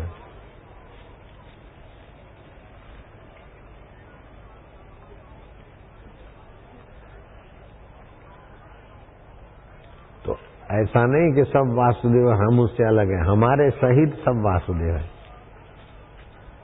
तरंग को मारो डंडा और उसको बोलो तू पानी है, वो तो पहले ही थी, पता चल गया तो अब मैं समुद्र हूं। ऐसे ही वो साधक बोले हाँ मैं ब्रह्म हूं, मैं चैतन्य हूं, आनंद हूं, मैं अमिट हूं, मेरे को कोई मार नहीं सकता। ये शरीर तो जिंदा नहीं रहेगा, फिर भी करोड़ों शरीरों में मैं हूं, और सारे शरीर महाप्रलय हो जाए फिर भी मैं रहता हूं। ऐसा अनुभव होता है। मरने का भय नहीं होता, जीने की वासना नहीं होती, मान की इच्छा नहीं होती और अपमान से पीड़ा नहीं होती, सुख की लोलुपता नहीं होती और दुख आपको दुखी नहीं कर सकता। ऐसे आप जीवन मुक्त हो जाते हैं, जीते जी मुक्त हो जाते हैं। 5 प्रकार की मुक्तियां होती है, 4 प्रकार की मुक्तियां तो मरने के बाद होती है, वो साधारण मुक्ति। लेकिन जीवन मुक्ति तो जीते जी होती है, वो महान मुक्ति है। 5 प्रकार की मुक्ति कैसी होती है फिर शाम के सत्र में याद आ गया तो बता देंगे। अब तो पंडाल आखिरी तक चला गया। पंडाल वाले अब क्या करोगे, इसको चौड़ा करोगे, लंबा करोगे, कुछ तो करोगे। भाइयों के तरफ तो कुछ चौड़ा बड़ा करो और क्या करो, माइयों में तो चल जाएगा। अभी जीप तालू में लगा दो तुम। ये इधर आके सत्संग, मेरी तो कैबिन थी, न जाने किसका संकल्प होगा कि बापू ऊपर बैठ के सत्संग करें, किसकी इच्छा होगी। ये मैं अपने तरफ से, मेरी इच्छा नहीं होती। जिनकी इच्छा हुई हो ईमानदारी से हाथ ऊपर करो। अरे बाप रे, ये आपके संकल्प से मैं इतना ऊंचा इतनी देर बैठा। नहीं तो मेरा तो है व्यासपीठ कैबिन में। ऐसे ही होता रहता है, लोगों के संकल्प होते हैं, ऐसे ही मेरे से हरकत हो जाती। नारायण हरि, हरि ओम हरि, हरि ओम हरि। डिग्री लीधी, ये लीधी, पर आत्म साक्षात्कार नहीं करते क्या? सोने की लंका भी बना लिया तो क्या? तनु तो नहीं बनाएगा सोने की लंका, रावण ने बनाई तब भी कुछ नहीं। लेकिन शबरी भीलन गुरु के कहने में चले बस, तो भगवान राम ने शबरी के झूठे बैर खाए। गुरु दत्त जो ज्ञान है उसमें विश्रांति पाए तो बस, सोने की लंका नथिंग, कुछ भी नहीं, स्वर्ग भी कुछ नहीं। शबरी ने ऐसा पाया, मीरा ने भी ऐसा पाया, मदालसा ने भी ऐसा तत्व ज्ञान पाया। रहीदास जी ने भी ऐसे ही पाया। कठिन नहीं है।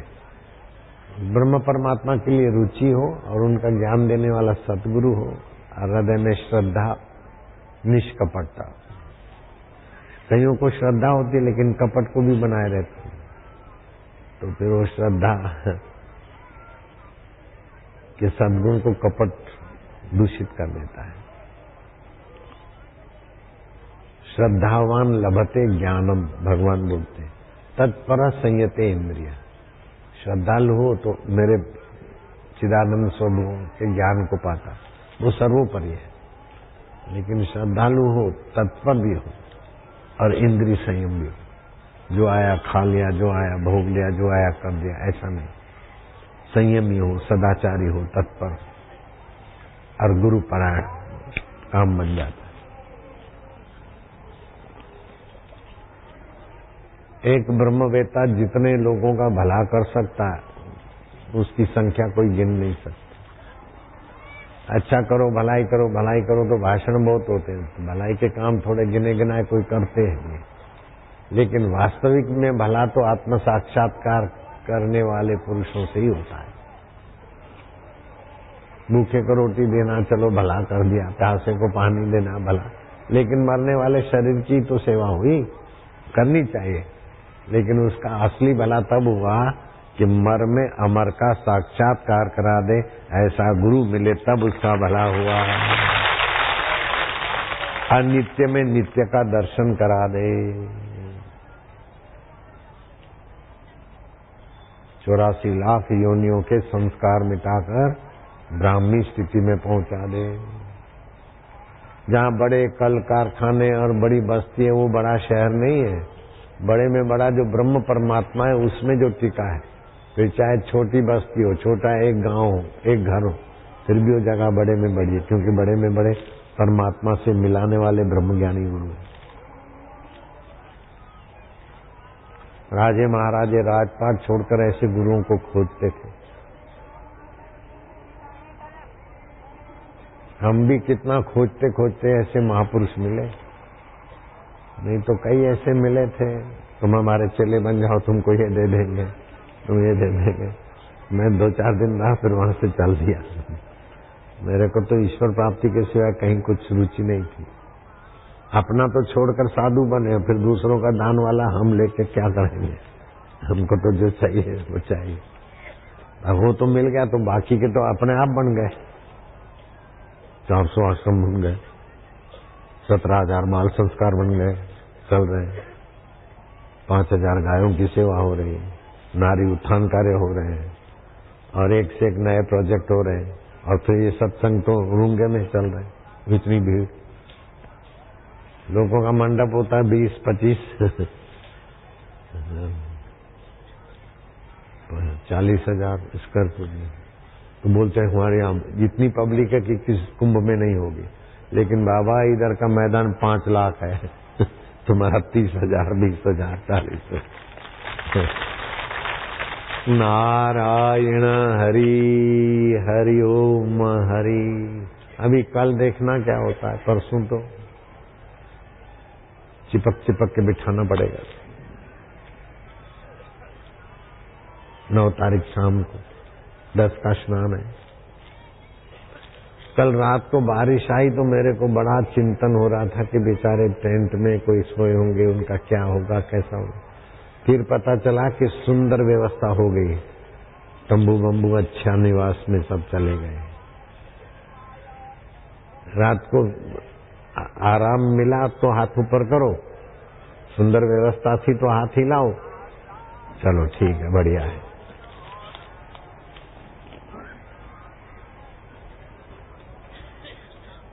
बालाजी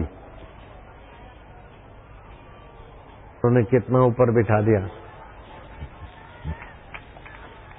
कई दिनों से बना था, लेकिन आज तुम्हारे सबके संकल्प जोर थे तो मैं इधर आकर बैठा। अब आता हूं तुम्हारे नजदीक।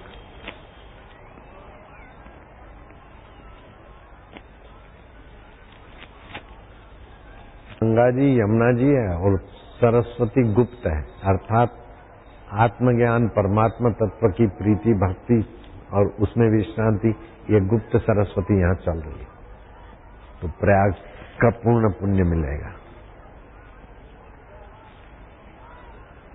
मासा नाम माघ मास हो, महीनों में माघ मास, और फिर प्रयाग का कुंभ। 4 जगह पे कुंभ कैसे लगता है, वो शास्त्र की बात सुने न तो लगता है कि अरे हमारे संस्कृति कितनी महान है।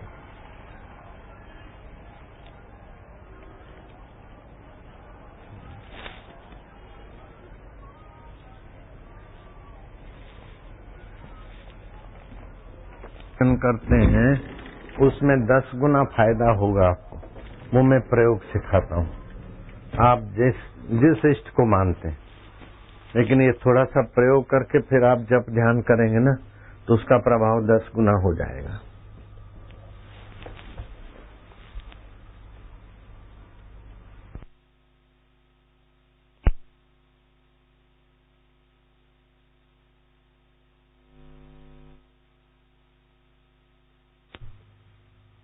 का भाव भरे, रोके, मैं भगवान का हूँ, भगवान मेरे हैं। 2-4 बार भगवान नाम, इष्ट नाम। दाएं नाक से श्वास छोड़े, फिर दाएं से ले, रोके, जप करें, बाएं छोड़े। ऐसा 1-2 बार कर लो।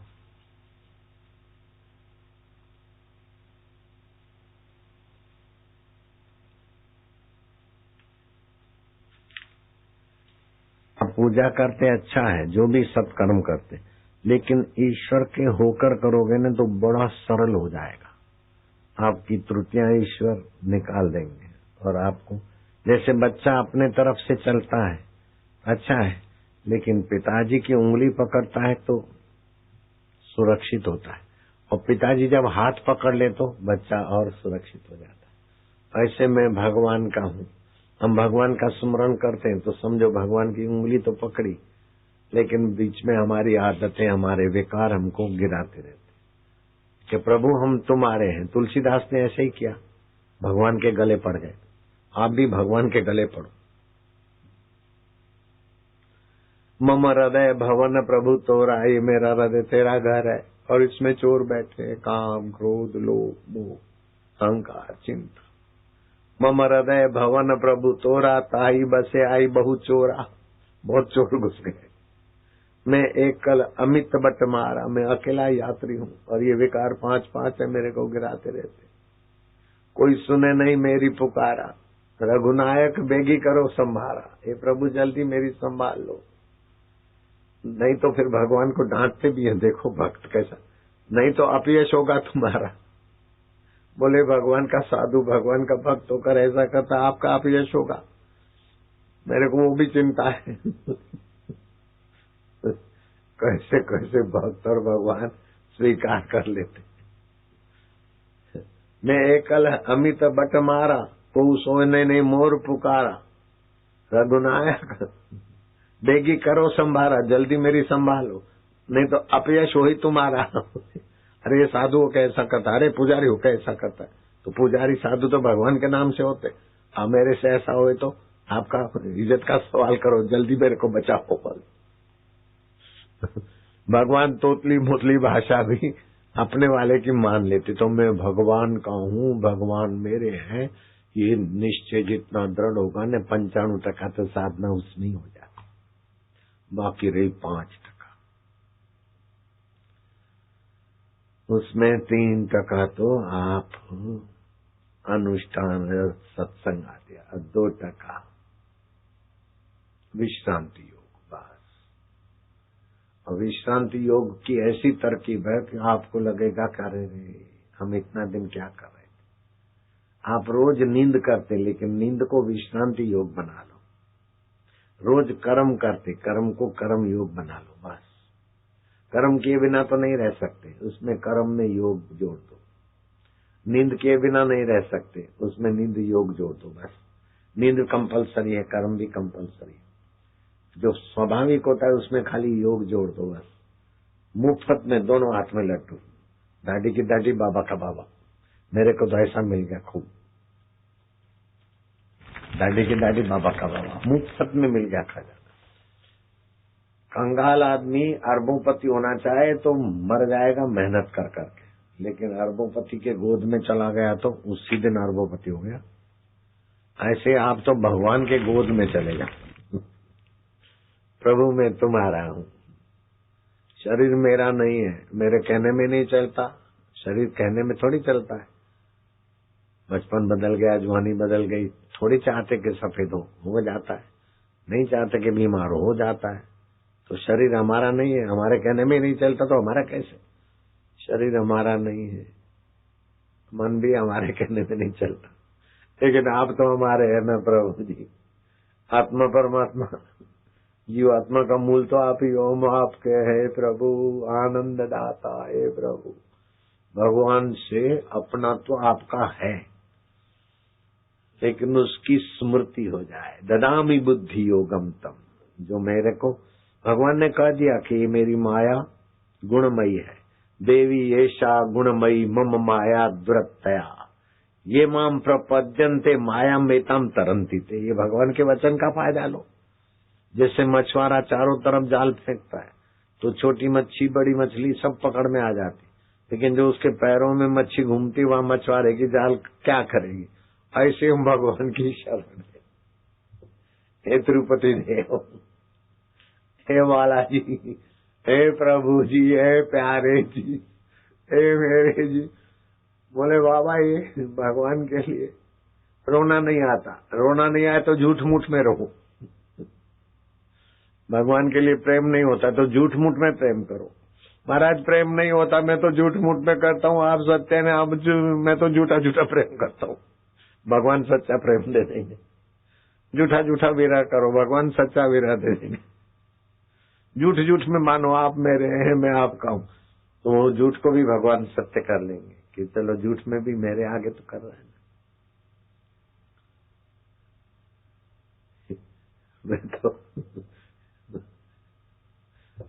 मैं तो भगवान से लड़ाई भी करता था। ऐसा इतने साल हो गए अभी तक तुम नहीं मिलते हो। ध्रुव को 5 साल में मिले, प्रहलाद को 11 साल में मिले, और हमने अभी तक भटक रहे तो नहीं मिला। एक बार तुम मिल जा तो मैं तेरे को ऐसा सस्ता बना दूंगा, ऐसा सस्ता बना दूंगा जैसे फुटपाथ की सब्जी। 5 रुपए की 500 मेथी, 5 रुपए की 500 पालक, दोपहर को बोले 3 रुपए की 500, शाम को बोले 2 रुपए की 500, 1 रुपए की 500, अरे 1 रुपए किलो ले जा, ऐसा सस्ता बनाऊंगा। भगवान को ऐसा बोलते थे हम।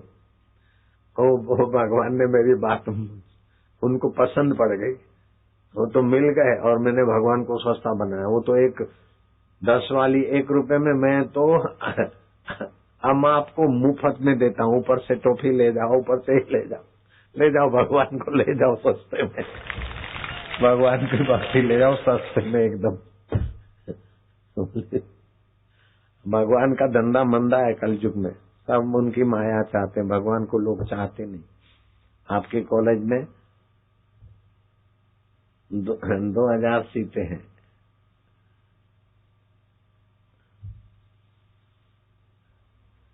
हाँ फार्म आए विद्यार्थी के 300, तो क्या करोगे? अरे भाई आ जाओ एडमिट हो जाओ। सीटें आपके यहाँ 500 और फार्म आए 2000, तो चेक करके फिर भरोगे। तो ऐसे भगवान के यहाँ सीटें खाली पड़ी, जैसा भी हम बोलते तो भगवान बोल रहे आने दो आई। कलयुग में बहुत फायदा है,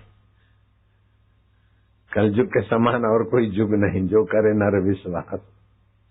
सतयुग में 12-12 साल तप करो, त्रेता में यज्ञ करो, होम करो, हवन करो, उपासना करो। कलयुग केवल हरि गुण गाओ। अब भगवान का गुणगान करते करते भगवान में शांत हो गए। क्या करना है? लंबा श्वास लो दोनों नाक से। मैं भगवान का हूँ, भगवान मेरे हैं। कंठ से भगवान का ओमकार मंत्र,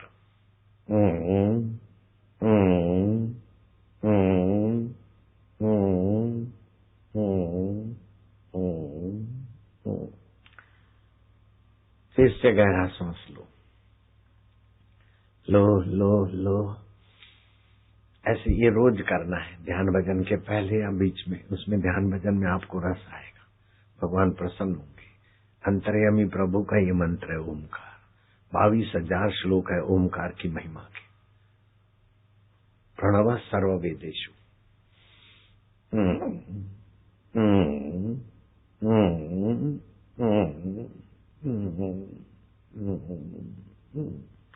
ये 2 बार करना है और बच्चों को सिखाना है। ये करके बच्चों को सिखाना है कि बेटे ये साधना करोगे ना तुम अच्छे तेजस्वी बनोगे। बॉयफ्रेंड गर्लफ्रेंड की गंदी आदत में तुम नहीं फंसोगे और अच्छे मार्क आएंगे। कान में उंगली डालो, लंबा श्वास लो बेटे। बेटियां मैं भगवान का हूँ, भगवान मेरे। और ओमकार मंत्र, गायत्री छंद, परमात्मा भगवान नारायण इनके ऋषि हैं ओमकार शक्ति खोजने में। और अंतर्यामी परमात्मा इस मंत्र का देवता है। मैं प्रभु का प्रभु मेरे। प्रभु आनंद स्वरूप, रस रूप है, चैतन्य रूप है, ये प्रभु का। दूसरी बार लो श्वास।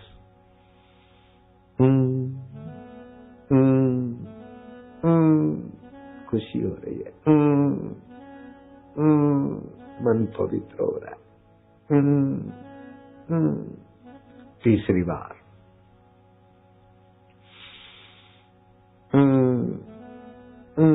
कान में उंगली डालने से स्मृति शक्ति भी बढ़ेगी और कंठ से बोलने से सुख दुख में समता का सद्गुण भी विकसित होगा। 7 चक्र हैं शरीर में, मैंने ये साधना की हुई है। ये पंचम केंद्र है, नीचे के 4 केंद्रों का फल इसी में आ जाता है।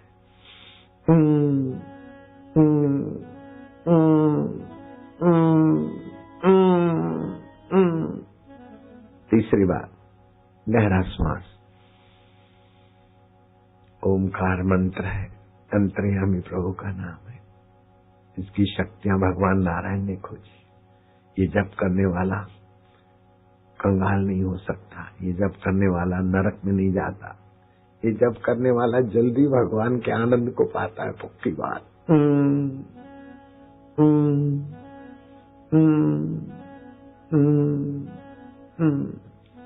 चौथी बार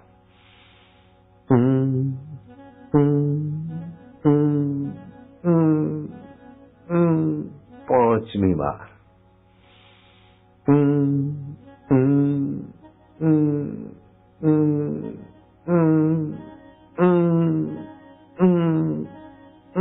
बहुत लाभ होगा, बुढ़ापा जल्दी नहीं आएगा। देखो मैं 75 साल का जवान हूँ, बहुत फायदा होता है। छठी बार गहरा श्वास। जितना गहरा श्वास लोगे फेफड़ों के बंद छिद्र खुलेंगे, रोग प्रतिकारक शक्ति बढ़ेगी, अनुमान शक्ति, क्षमा शक्ति, शौर्य शक्ति बढ़ेगी बेटे।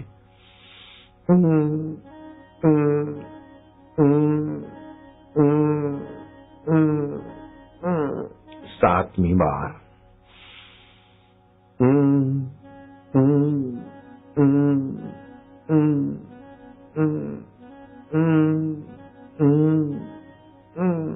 आठवीं बार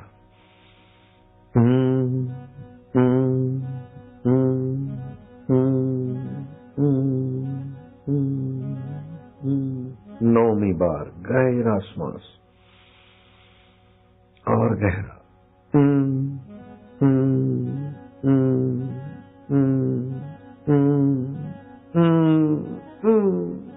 10वीं बार आखिरी है। जितना गहरा श्वास लोगे उतना मनोबल, बुद्धि बल, रोग प्रतिकारक शक्ति बल बढ़ेगा। और गहरा उसमें ओम स्वरूप ईश्वर को भरो।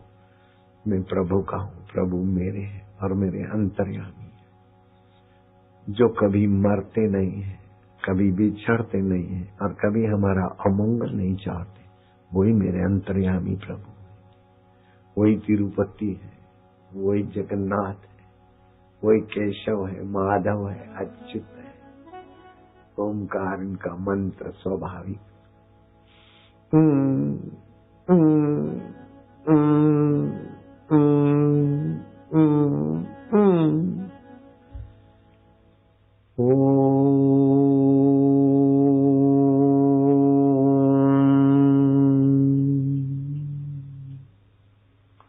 तम नमामि हरिं परम।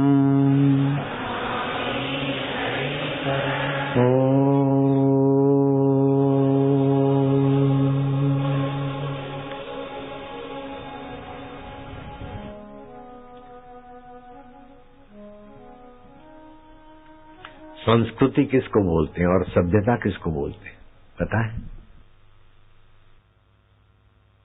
जो आत्मा परमात्मा में विश्रांति पाकर मूल तत्व में जगे हैं और समाज को संस्कार सुव्यवस्थित देते हैं, वो संस्कृति सर्व मनुष्यों का भला करने वाली होती है। वो संस्कृति शाश्वत तत्व तक ले जाती और सभ्यता बुद्धिजन्य है। तो बुद्धि आत्मा से थोड़ा दूर है, बुद्धि बदलती रहती है बुद्धि मत स्थापित करती है। मत मतांतर होता है, संस्कृति में मतांतर नहीं होता।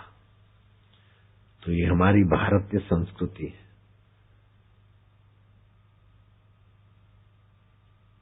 ऐसे ही रोम की संस्कृति थी, यूनान की थी, मिस्र की थी। 4 संस्कृतियां प्राचीन थी। 3 संस्कृतियों को तो धर्मांतरण वालों ने अजायब घर में धकेल दिया। केवल भारतीय संस्कृति रही और इसमें वैदिक ज्ञान, मंत्र, इष्ट की पूजा, सत्संग और ये पर्व, ग्रह, नक्षत्रों का वैज्ञानिक विज्ञान भी बोना पड़ जाए, ऐसा ये संस्कृति है। विज्ञान की खोजें बुद्धिजन्य है, और इसके लिए आइंस्टाइन तड़प रहा था कि मुझे भारत में, हे गॉड, मुझे 1-2 साल और लाइफ देता तो मैं भारत में जाता और भारत के संतों का संपर्क करता। अणु परमाणु किया, उसमें भी कुछ स्पंदन है, चेतना है, तो वो क्या है? बोले वो तो संस्कृति से ही सीखा जाएगा, सभ्यता नहीं सिखा सकती। तो बुद्धिजन्य जो ज्ञान है उसमें आधिपत्य पाया, उसमें परिवर्तन है, और संस्कृति शाश्वत है। इसके 3 मुख्य अंग है। धर्म, धर्म विज्ञान। धर्म हमारे इंद्रियों को नियंत्रित करने की व्यवस्था करता है। आध्यात्मिक ज्ञान, आध्यात्मिक ज्ञान हमारी संस्कृति के में मूल तत्व तक पहुंचाता है, चिदाकाश तक। और योग विज्ञान हमारे में सामर्थ्य भरता है। योग से सामर्थ्य आता है, तत्व ज्ञान से परमात्मा की दूरी मिटती है, और धर्म अनुष्ठान से इंद्रियों की उछलंकता मिटती है। तो धर्म, योग और तत्व ज्ञान, ये हमारी संस्कृति के 3। धर्म विज्ञान से जीवन सुंदर होता है, अध्यात्म विज्ञान से सारी परतंत्रता छूट जाती, मिट जाती, और योग विज्ञान से शक्तियां प्राप्त होती। ये हमारी संस्कृति है। हमारा धर्म क्या कहता है कि दूसरे के अधिकार की रक्षा करो और अपना कर्तव्य पालो।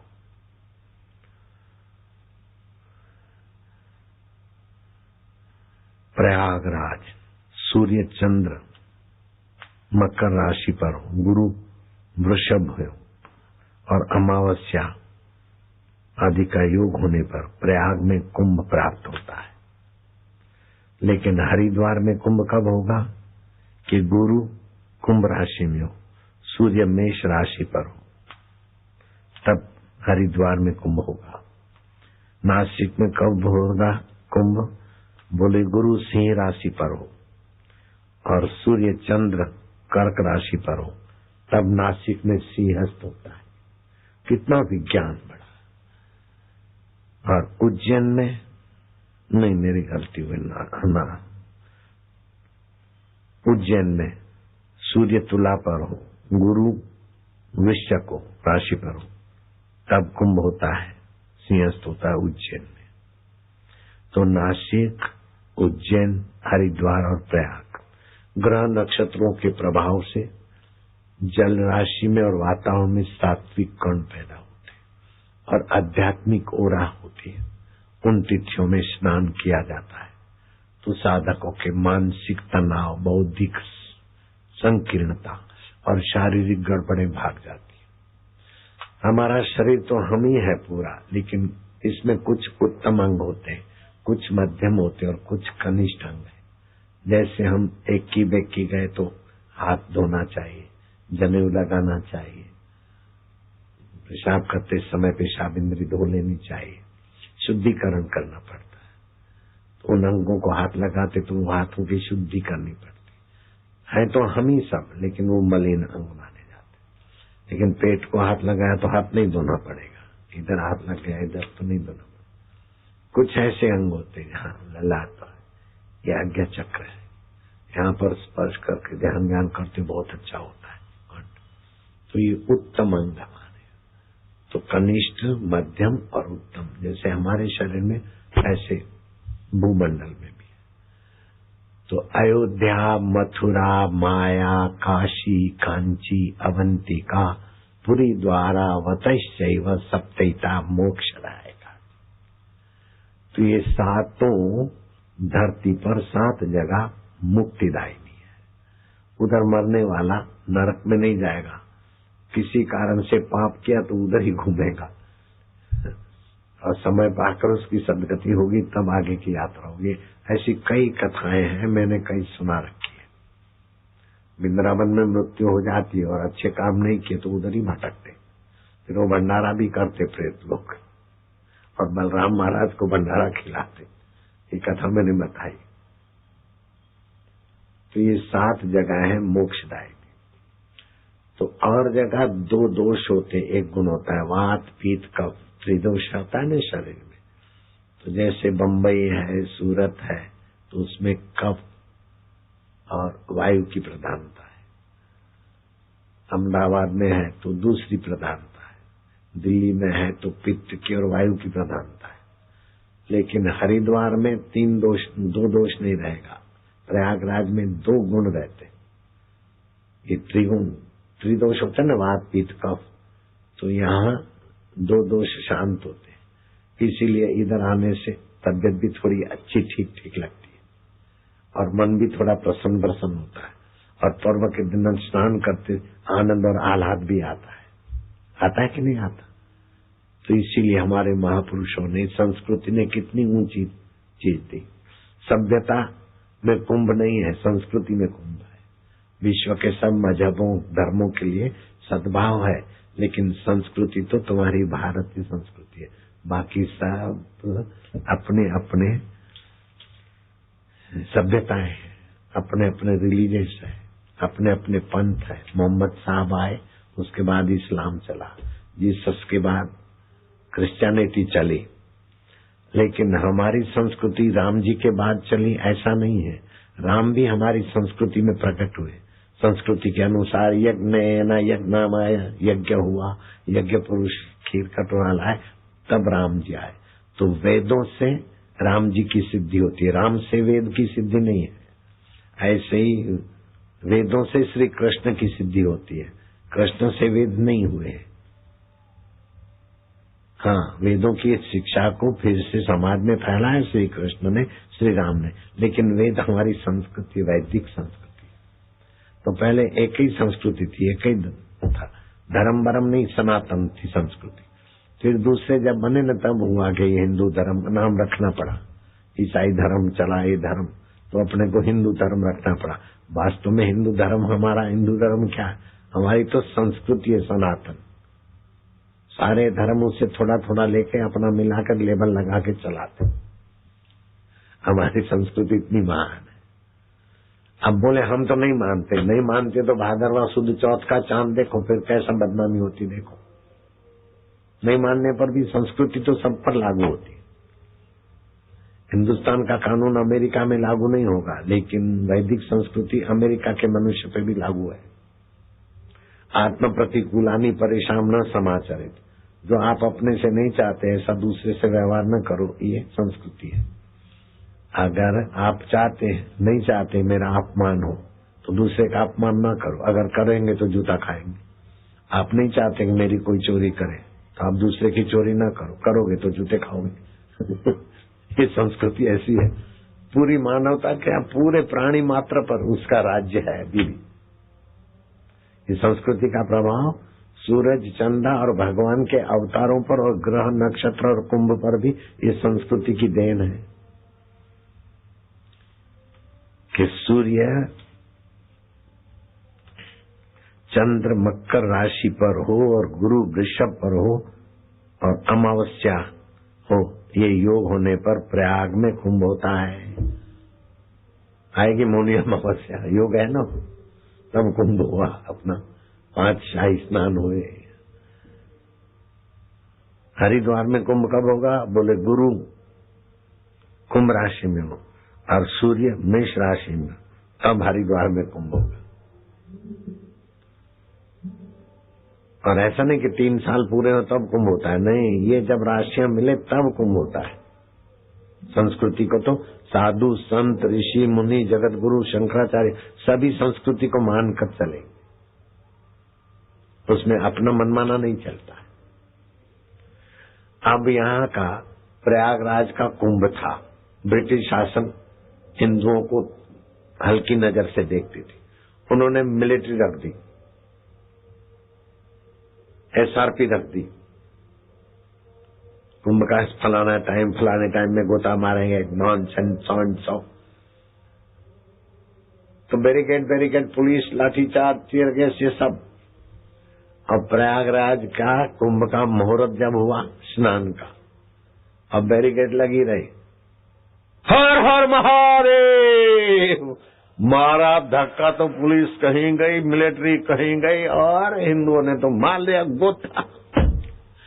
मदन मोहन मालवीय ने नेहरू का कंधा हिलाया कि पंडित नेहरू देख ले, ये भारतीय संस्कृति है, भारतीय संस्कृति का, हिंदू संस्कृति को, भारतीय संस्कृति को कोई छेड़ेगा तो भारतवासी उसे उखाड़ के फेंक देंगे। देखो ब्रिटिश का सारा कानून धक्का। प्रयाग में कुंभ, ये हरिद्वार में कुंभ हुआ तो साधु लोग होते हैं, आलोक बम बम, अरे हरिद्वार है, जरा सुन, अरे बोले हरिद्वार नहीं है, ये तो बद्रीनाथ का रास्ता यहाँ से शुरू होता है, ये हरिद्वार है। अब बैठे बैठे वो एक पक्ष हो गया, बोले ये हरिद्वार है, यहाँ से केदारनाथ का रास्ता जाता है, हरिद्वार है। और दूसरे वैष्णव बोले चुप रहो, हरिद्वार हरिद्वार, सुल्फे फूंकने से हरिद्वार होता है क्या? ये तो हरिद्वार है वैष्णवों का। अरे बोले ये शैवों का है। और किसी ने मसाला डाल दिया, भिड़े 2 पार्टी। तो साधुओं में सब थोड़ी भिड़ने वाले होते, बहुत साधु, अरे भाई भिड़े काहे को, कोर्ट में डाल दो, जैसा न्यायालय फैसला करे। अब वो अंग्रेजों का शासन था, तो शैवपंथी वैष्णवपंथी दोनों टोले के अगवानों ने सरकार निर्णय करे। अब वो अंग्रेज तारीख डालते डालते डालते कई वर्ष तो उनको लेफ्ट राइट कराया। फिर उसने जजमेंट दिया कि this place really is not Haridwar and not Hardwar, this place really, सचमुच में ये जगह क्या है कि यहाँ लोग हड्डी डालता है। This place is real name is Haridwar. हरामजादे अंग्रेज। उसने जजमेंट में लिख दिया कि ये हरिद्वार है, हरिद्वार भी नहीं हरिद्वार भी नहीं, हरिद्वार। लेकिन आज तक एक हिंदू भी हरिद्वार नहीं गया, जब भी गए तो हरिद्वार ही गए। कभी हरिद्वार जाने का सोचा क्या? कानून मोड़ तोड़ के हमारी ये 3 संस्कृतियों को तो इन्होंने धकेल दिया, लेकिन हिंदू संस्कृति के लिए हरिद्वार को हरिद्वार जजमेंट दे दिया, लेकिन वो तुम्हारे कोर्ट में ही पड़ा रहे। प्रयागराज को इलाहाबाद नाम दे दिया और अयोध्या को फैजाबाद नाम दिया, लखनपुर को लखनऊ दे दिया। ये बाहर के आप सभ्यता के कुछ भी रखो, लेकिन संस्कृति तो अपने आप में जो की त्यों है। चीन की दीवार मशहूर है, कुवैत का पेट्रोलियम मशहूर है, अमेरिका के भागे डॉलर मशहूर, लेकिन भारत की संस्कृति ब्रह्मांड के लोगों का भला करने में अभी भी मशहूर है। और किसी सभ्यता में भगवान का अवतार नहीं होता, भारतीय संस्कृति में ही भगवान का अवतार होता है, जिससे तुम बात कर सकते हो, जिसको तुम छू सकते हो। निराकार भगवान तो है, लेकिन साकार भगवान। अब मूर्ति में दूध भी पी लेते हैं, मूर्ति से प्रकट भी हो जाते हैं। ये तुम्हारी संस्कृति की महानता है, इसलिए आपको प्रणाम करते हो। भूदेवाय नमः। हमारी भारतीय संस्कृति। बच्चों को ये पुस्तक जरूर पढ़ा, अभी मैं आपको देता हूँ। भारत के संतों ने कहा होता तो बोलते तो ये तो भारत के संत है, तो भारत की संस्कृति की महानता का बखान करेंगे, ये विदेशी बड़े बड़े शोपनहार, शेक्सपियर और बड़े बड़े विद्वानों ने 80 साल की उम्र, एनी बेंसन कहती है कि मैंने दुनिया के सारे मजहब धर्म देखे, लेकिन हिंदू धर्म, हिंदू संस्कृति के बराबर और कोई नहीं। तो ये पुस्तक आपको मैं दूंगा, इसका आप छपाकर भगवान के नाम से दूसरों को देना, ताकि आने वाली पीढ़ियों की सेवा हो जाएगी। ये मेरे तरफ से इसमें कुछ भी नहीं है, लेकिन जो विद्वानों ने कहा है, विदेशी विद्वानों ने और गांधी जी ने, उनके ये अनुभव के वचन है। अपनी संस्कृति की रक्षा अपन नहीं करेंगे तो कौन करेगा। आई लव यू करके 13 साल की लड़की से 19 साल की लड़कियां 12,50,000 गर्भवती हो जाती। वो सभ्यता है, उनका कल्चर है। हमारी संस्कृति में ऐसा नहीं है। सूर्पनखा ने कहा था लक्ष्मण जी को, मैं तुम्हें प्रेम करती हूँ। लक्ष्मण ने कहा हमारी संस्कृति में वैश्यावृत्ति, तू इधर नाक काट दिया, कान काट दिया, जा रावण को दिखा। और उसको जाके रावण को भड़काया कि सुंदरी तो सीता जी, उसके बिना तेरा लंका असुंदर है। तो सीता जी को तो ले आया, लेकिन सीता जी के पातिव्रत्य में रावण डिस्टर्ब नहीं कर सका। एक तिनका रख दिया राम जी के नाम से, रावण उसका शील भंग नहीं कर सका। ये हमारी संस्कृति है। नहीं तो इतना बड़ा रावण की लंका और एक अबला। लेकिन देखो संस्कृति का कितना प्रभाव। अब आप, मेरे को तो देर भी हो रही है, लेकिन एक संस्कृति का अभी छोटा सा दृष्टांत देता हूँ। एक शांडिली नाम की लड़की अनुष्ठान करने गई पर्वत पर। गालब ऋषि और गरुड़ जी पसार हुए, उसको देखा और लड़की का आतिथ्य स्वीकारा। लड़की जितनी रूपवान सौंदर्यवान थी, उतनी सूझबूझ की धनी थी। गालब ऋषि का मन पिघला कि ये लड़की यहाँ रहने के लायक नहीं, तो साक्षात लक्ष्मी रूपा है, भगवान नारायण को मैं कन्यादान करूं। लड़की के आगे प्रस्ताव रखा। लड़की ने कहा महाराज मैं अनुष्ठान करने का आई हूँ, अपनी संस्कृति का सार तत्व है ब्रह्म, आत्म साक्षात्कार, वो मुझे करना है। भगवान नारायण जैसे नारायण है, वो आत्मा मेरा नर नारी कायन है। मेरे को शादी विवाह के लिए आप नहीं कहना। दोनों ने आपस में गुफ्तगू की, मशवरा किया, चलो हम आज रात इधर रहेंगे, संध्या हो गया तुम्हारे मेहमान बनते, सुबह को जाएंगे। अच्छा है। आप रात को, मध्य रात्रि को गालब ऋषि दबे पैर शांडिली के गुफा में गए। तो शांडिली योग निद्रा में सोती थी। वो मैं आपको सिखाऊंगा, मैं करता हूँ ऐसा, उसे बहुत लाभ होता है। नींद को योग निद्रा बना दो और कर्म को कर्म योग बना दो। आपकी संस्कृति दोनों हाथ में ला दो, यहाँ भी मुक्त और मरने के बाद भी मुक्त। ऐसा खजाना मैंने कई प्रकार की योग साधना, ये भक्ति भक्ति सब किया। बचपन में काली की उपासना, काली दिखती तो मैं डर जाता, चादर ओढ़ता। ये आपके भगवान इष्ट देव, ये सब खूब खूब यात्राएं की, अलग अलग किस्म की वैष्णव धर्म की। तो शांडिली योग निद्रा में थी तो जल्दी जल्दी महाराज एक कुंवारी कन्या की गुफा में मध्य रात्रि को आना और अनुचित ढंग से आयो। आपके आंख में काम विकार तो नहीं था, लेकिन आपके मन में है कि मैं जबरदस्ती इसको उठाकर ले जाऊं और भगवान नारायण को अर्पण करूं। तो किसी की कन्या उठाकर अर्पण कर देना, ये अपहरण का काम आप करोगे तो प्रकृति आपको, ये हमारी संस्कृति क्या क्या दिखाएगी। देखो, मैंने कभी भी विवाह की इच्छा न रखी हो और आत्म संस्कृति का साक्षात्कार की इच्छा हो, ये बात सत्य है। तो ये संस्कृति से खड़े साथ पृथ्वी जल तेज वायु आकाश सूर्य चंद्र इस गवाही के लिए अपना परिचय देंगे इन गरुड़ जी और गालब जी ऋषि को। भूमंडल, तूफान, cyclone, cyclone, you understand? Cyclone, पेड़ पौधे हैं, गरुड़ की पंखें उड़ने लगी, गालब हवा तूफान में, ब्रह्मांड में अभी उड़ के कहीं गिर जाएंगे क्या हो। धरती पकड़े देखा कुछ भी नहीं, अरे ये क्या हो गया। अकाल बिना कारण के प्रलय हो रहा है। देखा कोई चारा नहीं, शांडिली शांडिली पाही माँ। संत ये क्या करते हैं? हे वायु देवता क्षम्यता। शांत हो गया। गालब और गरुड़ ने वरदान दिया कि अब कोई कन्या या कोई महिला अपने को अबला न माने, इसलिए आज का वरदान, इस पर्वत का नाम तुम्हारी इस तपस्या से, संस्कृति की महानता का दर्शन कराने से, इस पर्वत का नाम गलता तीर्थ रखेंगे। जीपीओ जयपुर, जीपीओ से 15-17 किलोमीटर दूर, मेरे आश्रम से 3 किलोमीटर दूर जयपुर में गलता तीर्थ है। अभी जाओ तो देखना। एक कन्या ने संस्कृति का आदर किया तो कैसा, अभी आप ये देख नहीं सकते।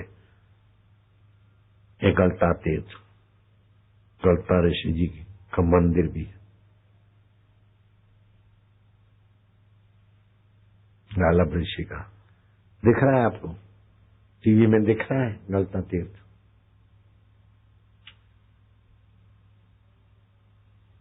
थोड़ा टीवी इधर कर दो, संतों को दिखाओ। गलता तीर्थ दिख रहा है आपको?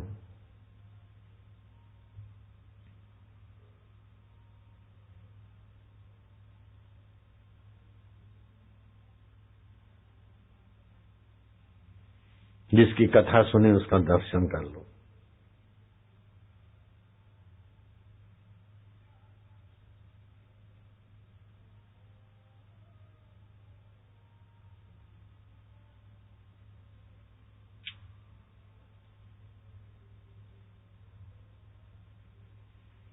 गुरु ने आज्ञा दी, अनुष्ठान किया।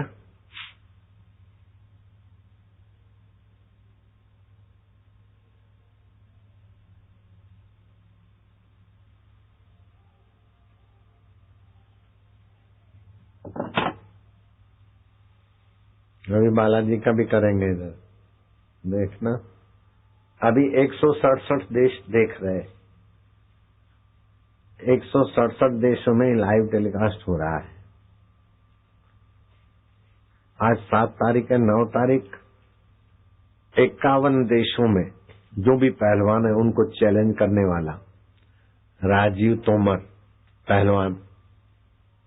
मैंने मेरे शिष्य पहलवान था, उसको मैंने कहा कि पहलवानों को आमंत्रित करो, तो 50 पहलवान दौड़े दौड़े आएंगे। 8 तारीख, 9 तारीख को उनकी कुश्ती होगी। उसमें कई प्रसिद्ध राष्ट्रपति से सम्मानित पहलवान भी है। और राजीव तोमर ने तो कहा कि बाबा मेरे नाम से पूरे एशिया के पहलवानों को संदेश आ जाए कि कोई भी राजीव तोमर से कुश्ती करना चाहते तो वेलकम। 51 देशों में, एशिया खंड में वो पहलवान इधर आएगा। आप 500 रुपए की टिकट लोगे। साधुओं के 500 की टिकट काया करो, और साधुओं को भी नहीं और भक्तों से भी नहीं, ऐसे ही दिखवाएंगे। आश्रम सब करेगा व्यवस्था। कुल 167 देशों में ये लाइव टेलीकास्ट दिख रहा है। America, Canada, UK, Dubai, Australia, Pakistan, Singapore, Saudi Arabia, Germany, Netherland, Italy, Hong Kong, Oman, Mauritius, Peru, कई देशों के नाम, 167 नाम नहीं लूंगा। सभी को शाबाश है, धन्यवाद है। लेकिन 9 तारीख परसों हो सका तो इस समय पहलवानों की कुश्ती भी 167 देश देखते रहेंगे। ऐसा भी हम जमाएंगे, कोशिश करेंगे। हिंदुस्तान के लोग तो देखेंगे ही। दोपहर के समय सत्संग में हम जल्दी आएंगे, फिर 12 की संध्या करके 12 से 1:30 बजे तक कुश्ती करेंगे। अभी भी तो 2 बज गए। अब रेलगाड़ी जल्दी ले आओ, नहीं तो भोजन करने जाओ। रेलगाड़ी फिर करेंगे। अभी बैठना तुम। जिसके पास दिव्य प्रेरणा पुस्तक नहीं है